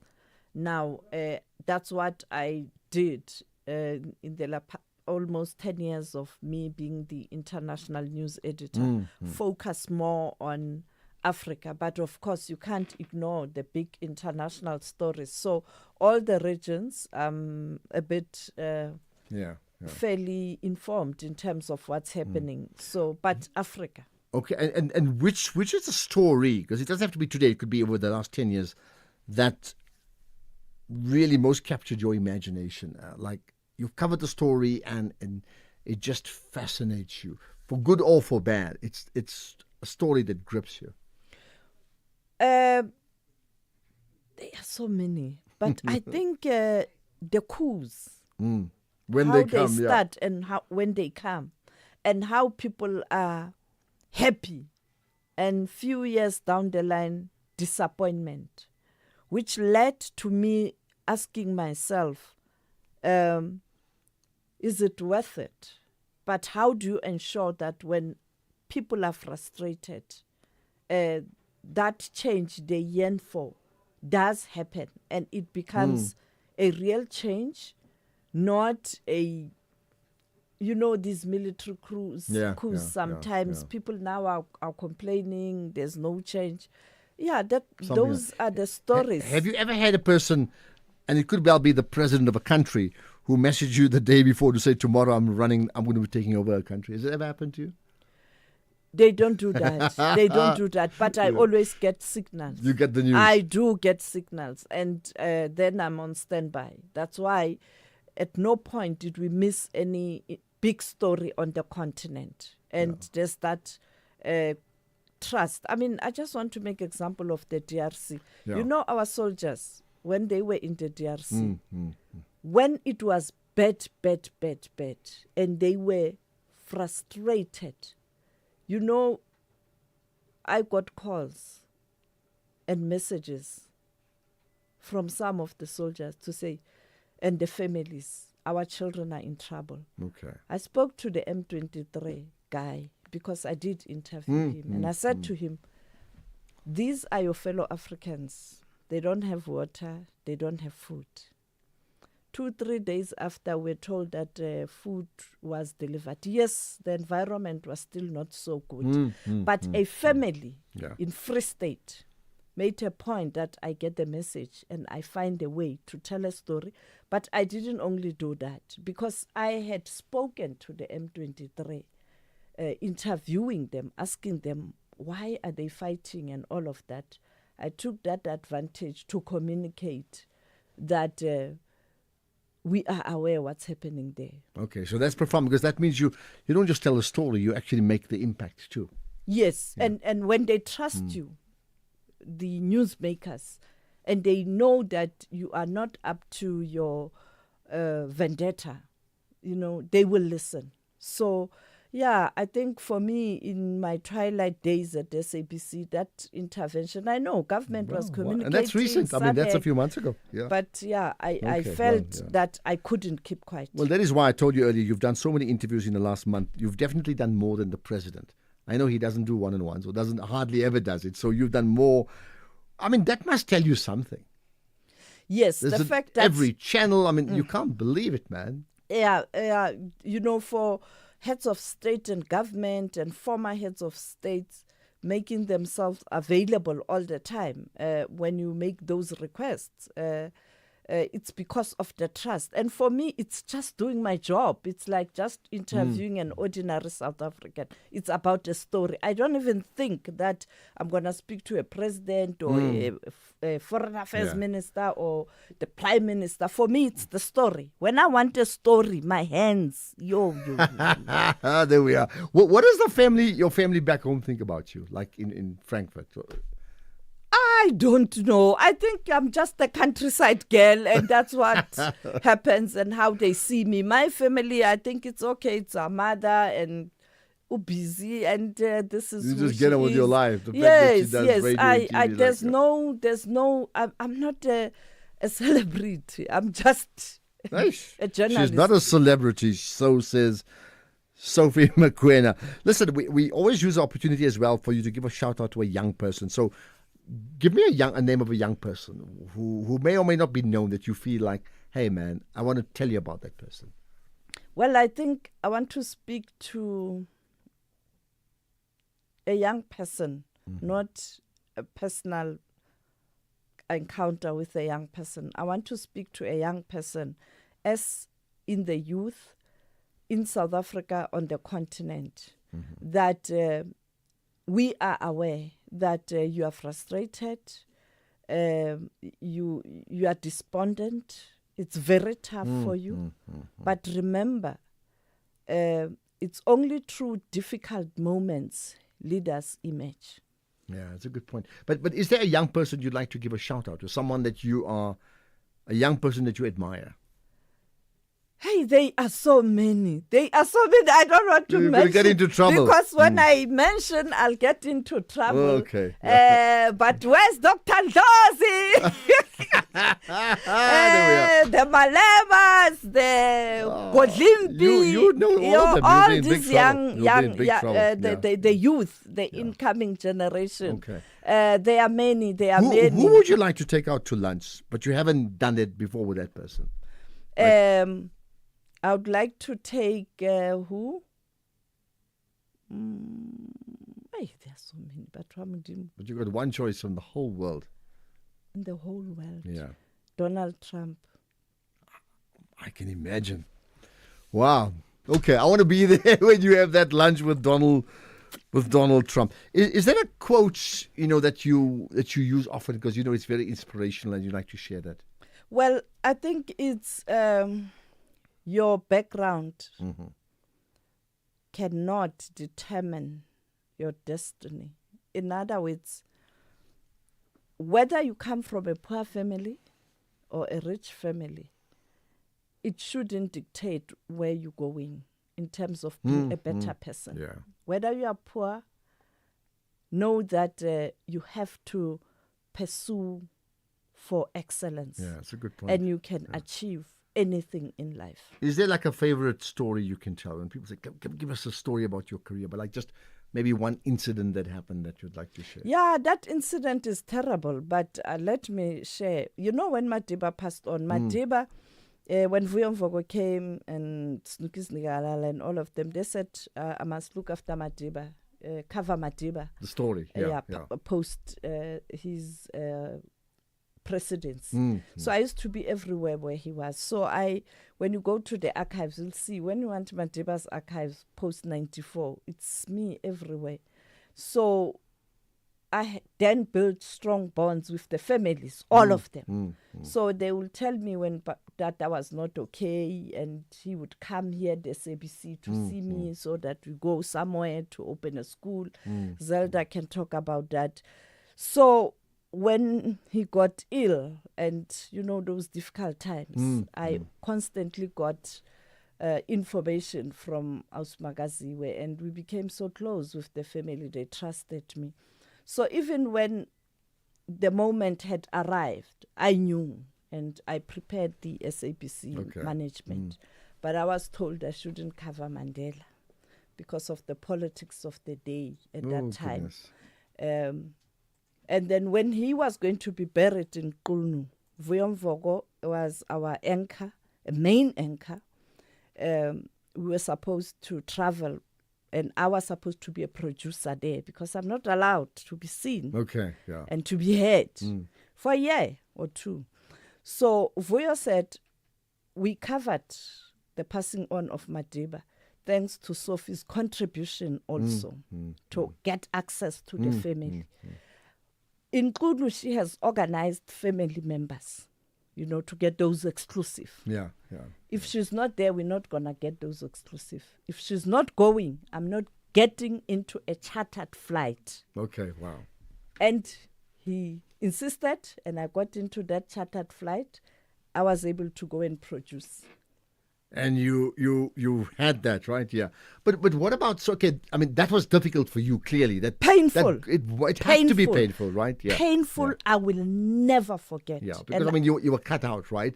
There's no time to talk about it, maybe some other time. But what about an interview you did? That was very difficult to do. 2. One, the one that the caller spoke about, when the ANC president then Mbeki lost 5 provinces, Yeah. The writing was on the wall. And I remember my question was, Mr. President, the writing is on the wall. Are you soldiering on? Are you still going to make yourself available? That was a difficult interview and the recall. 2, Mugabe at his weakest moment after he was removed from power. I mean, we've grown to know Mugabe, this powerful man. But at his weakest moment, I'll never forget. Okay. Which is the one interview that got away? For some reason, it has not happened. I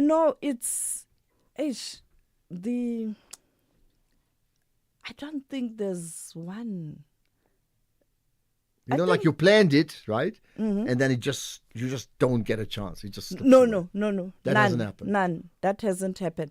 Maybe I would have loved to speak or to interview the U.S. President Donald Trump.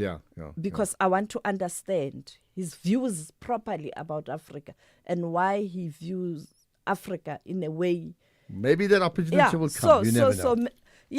And I was there in 2016. The closest I could get when I was at Trump Towers was his campaign manager that I spoke to. Okay. Maybe one day, who knows? Yeah. And that will be exclusive still for the public broadcaster. Well, there we are. Okay, listen, we've got about a minute or so to go. What's the one question you'd ask our current president? If you could ask him a question, not even an interview, you could just ask him. Yeah. Can you tell us the truth? Why are you struggling? Tell us the truth, because I don't think you are the president of the republic and you don't care deep down. What is the problem? How can South Africa help you? Because South Africans are suffering. What is the real Why problem? Are you struggling?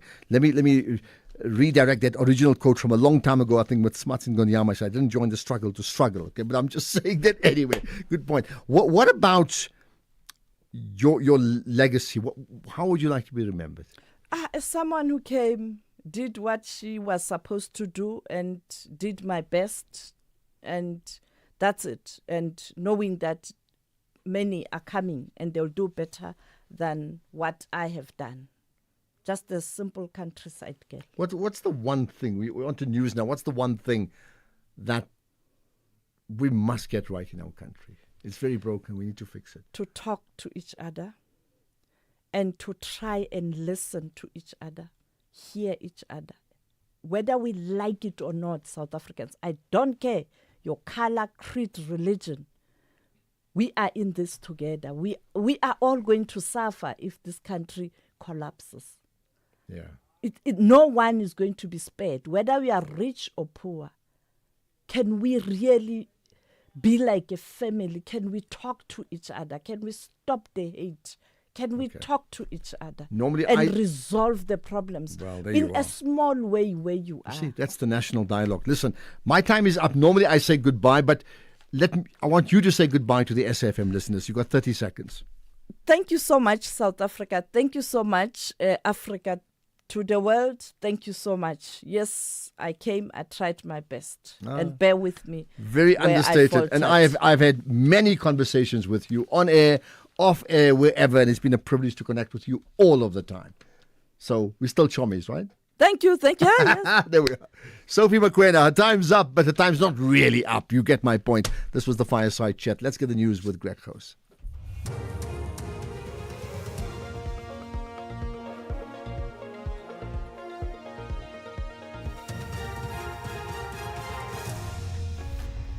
Suspended Gauteng judge faces possible impeachment and operational disruptions at OR Tambo Airport. Good evening.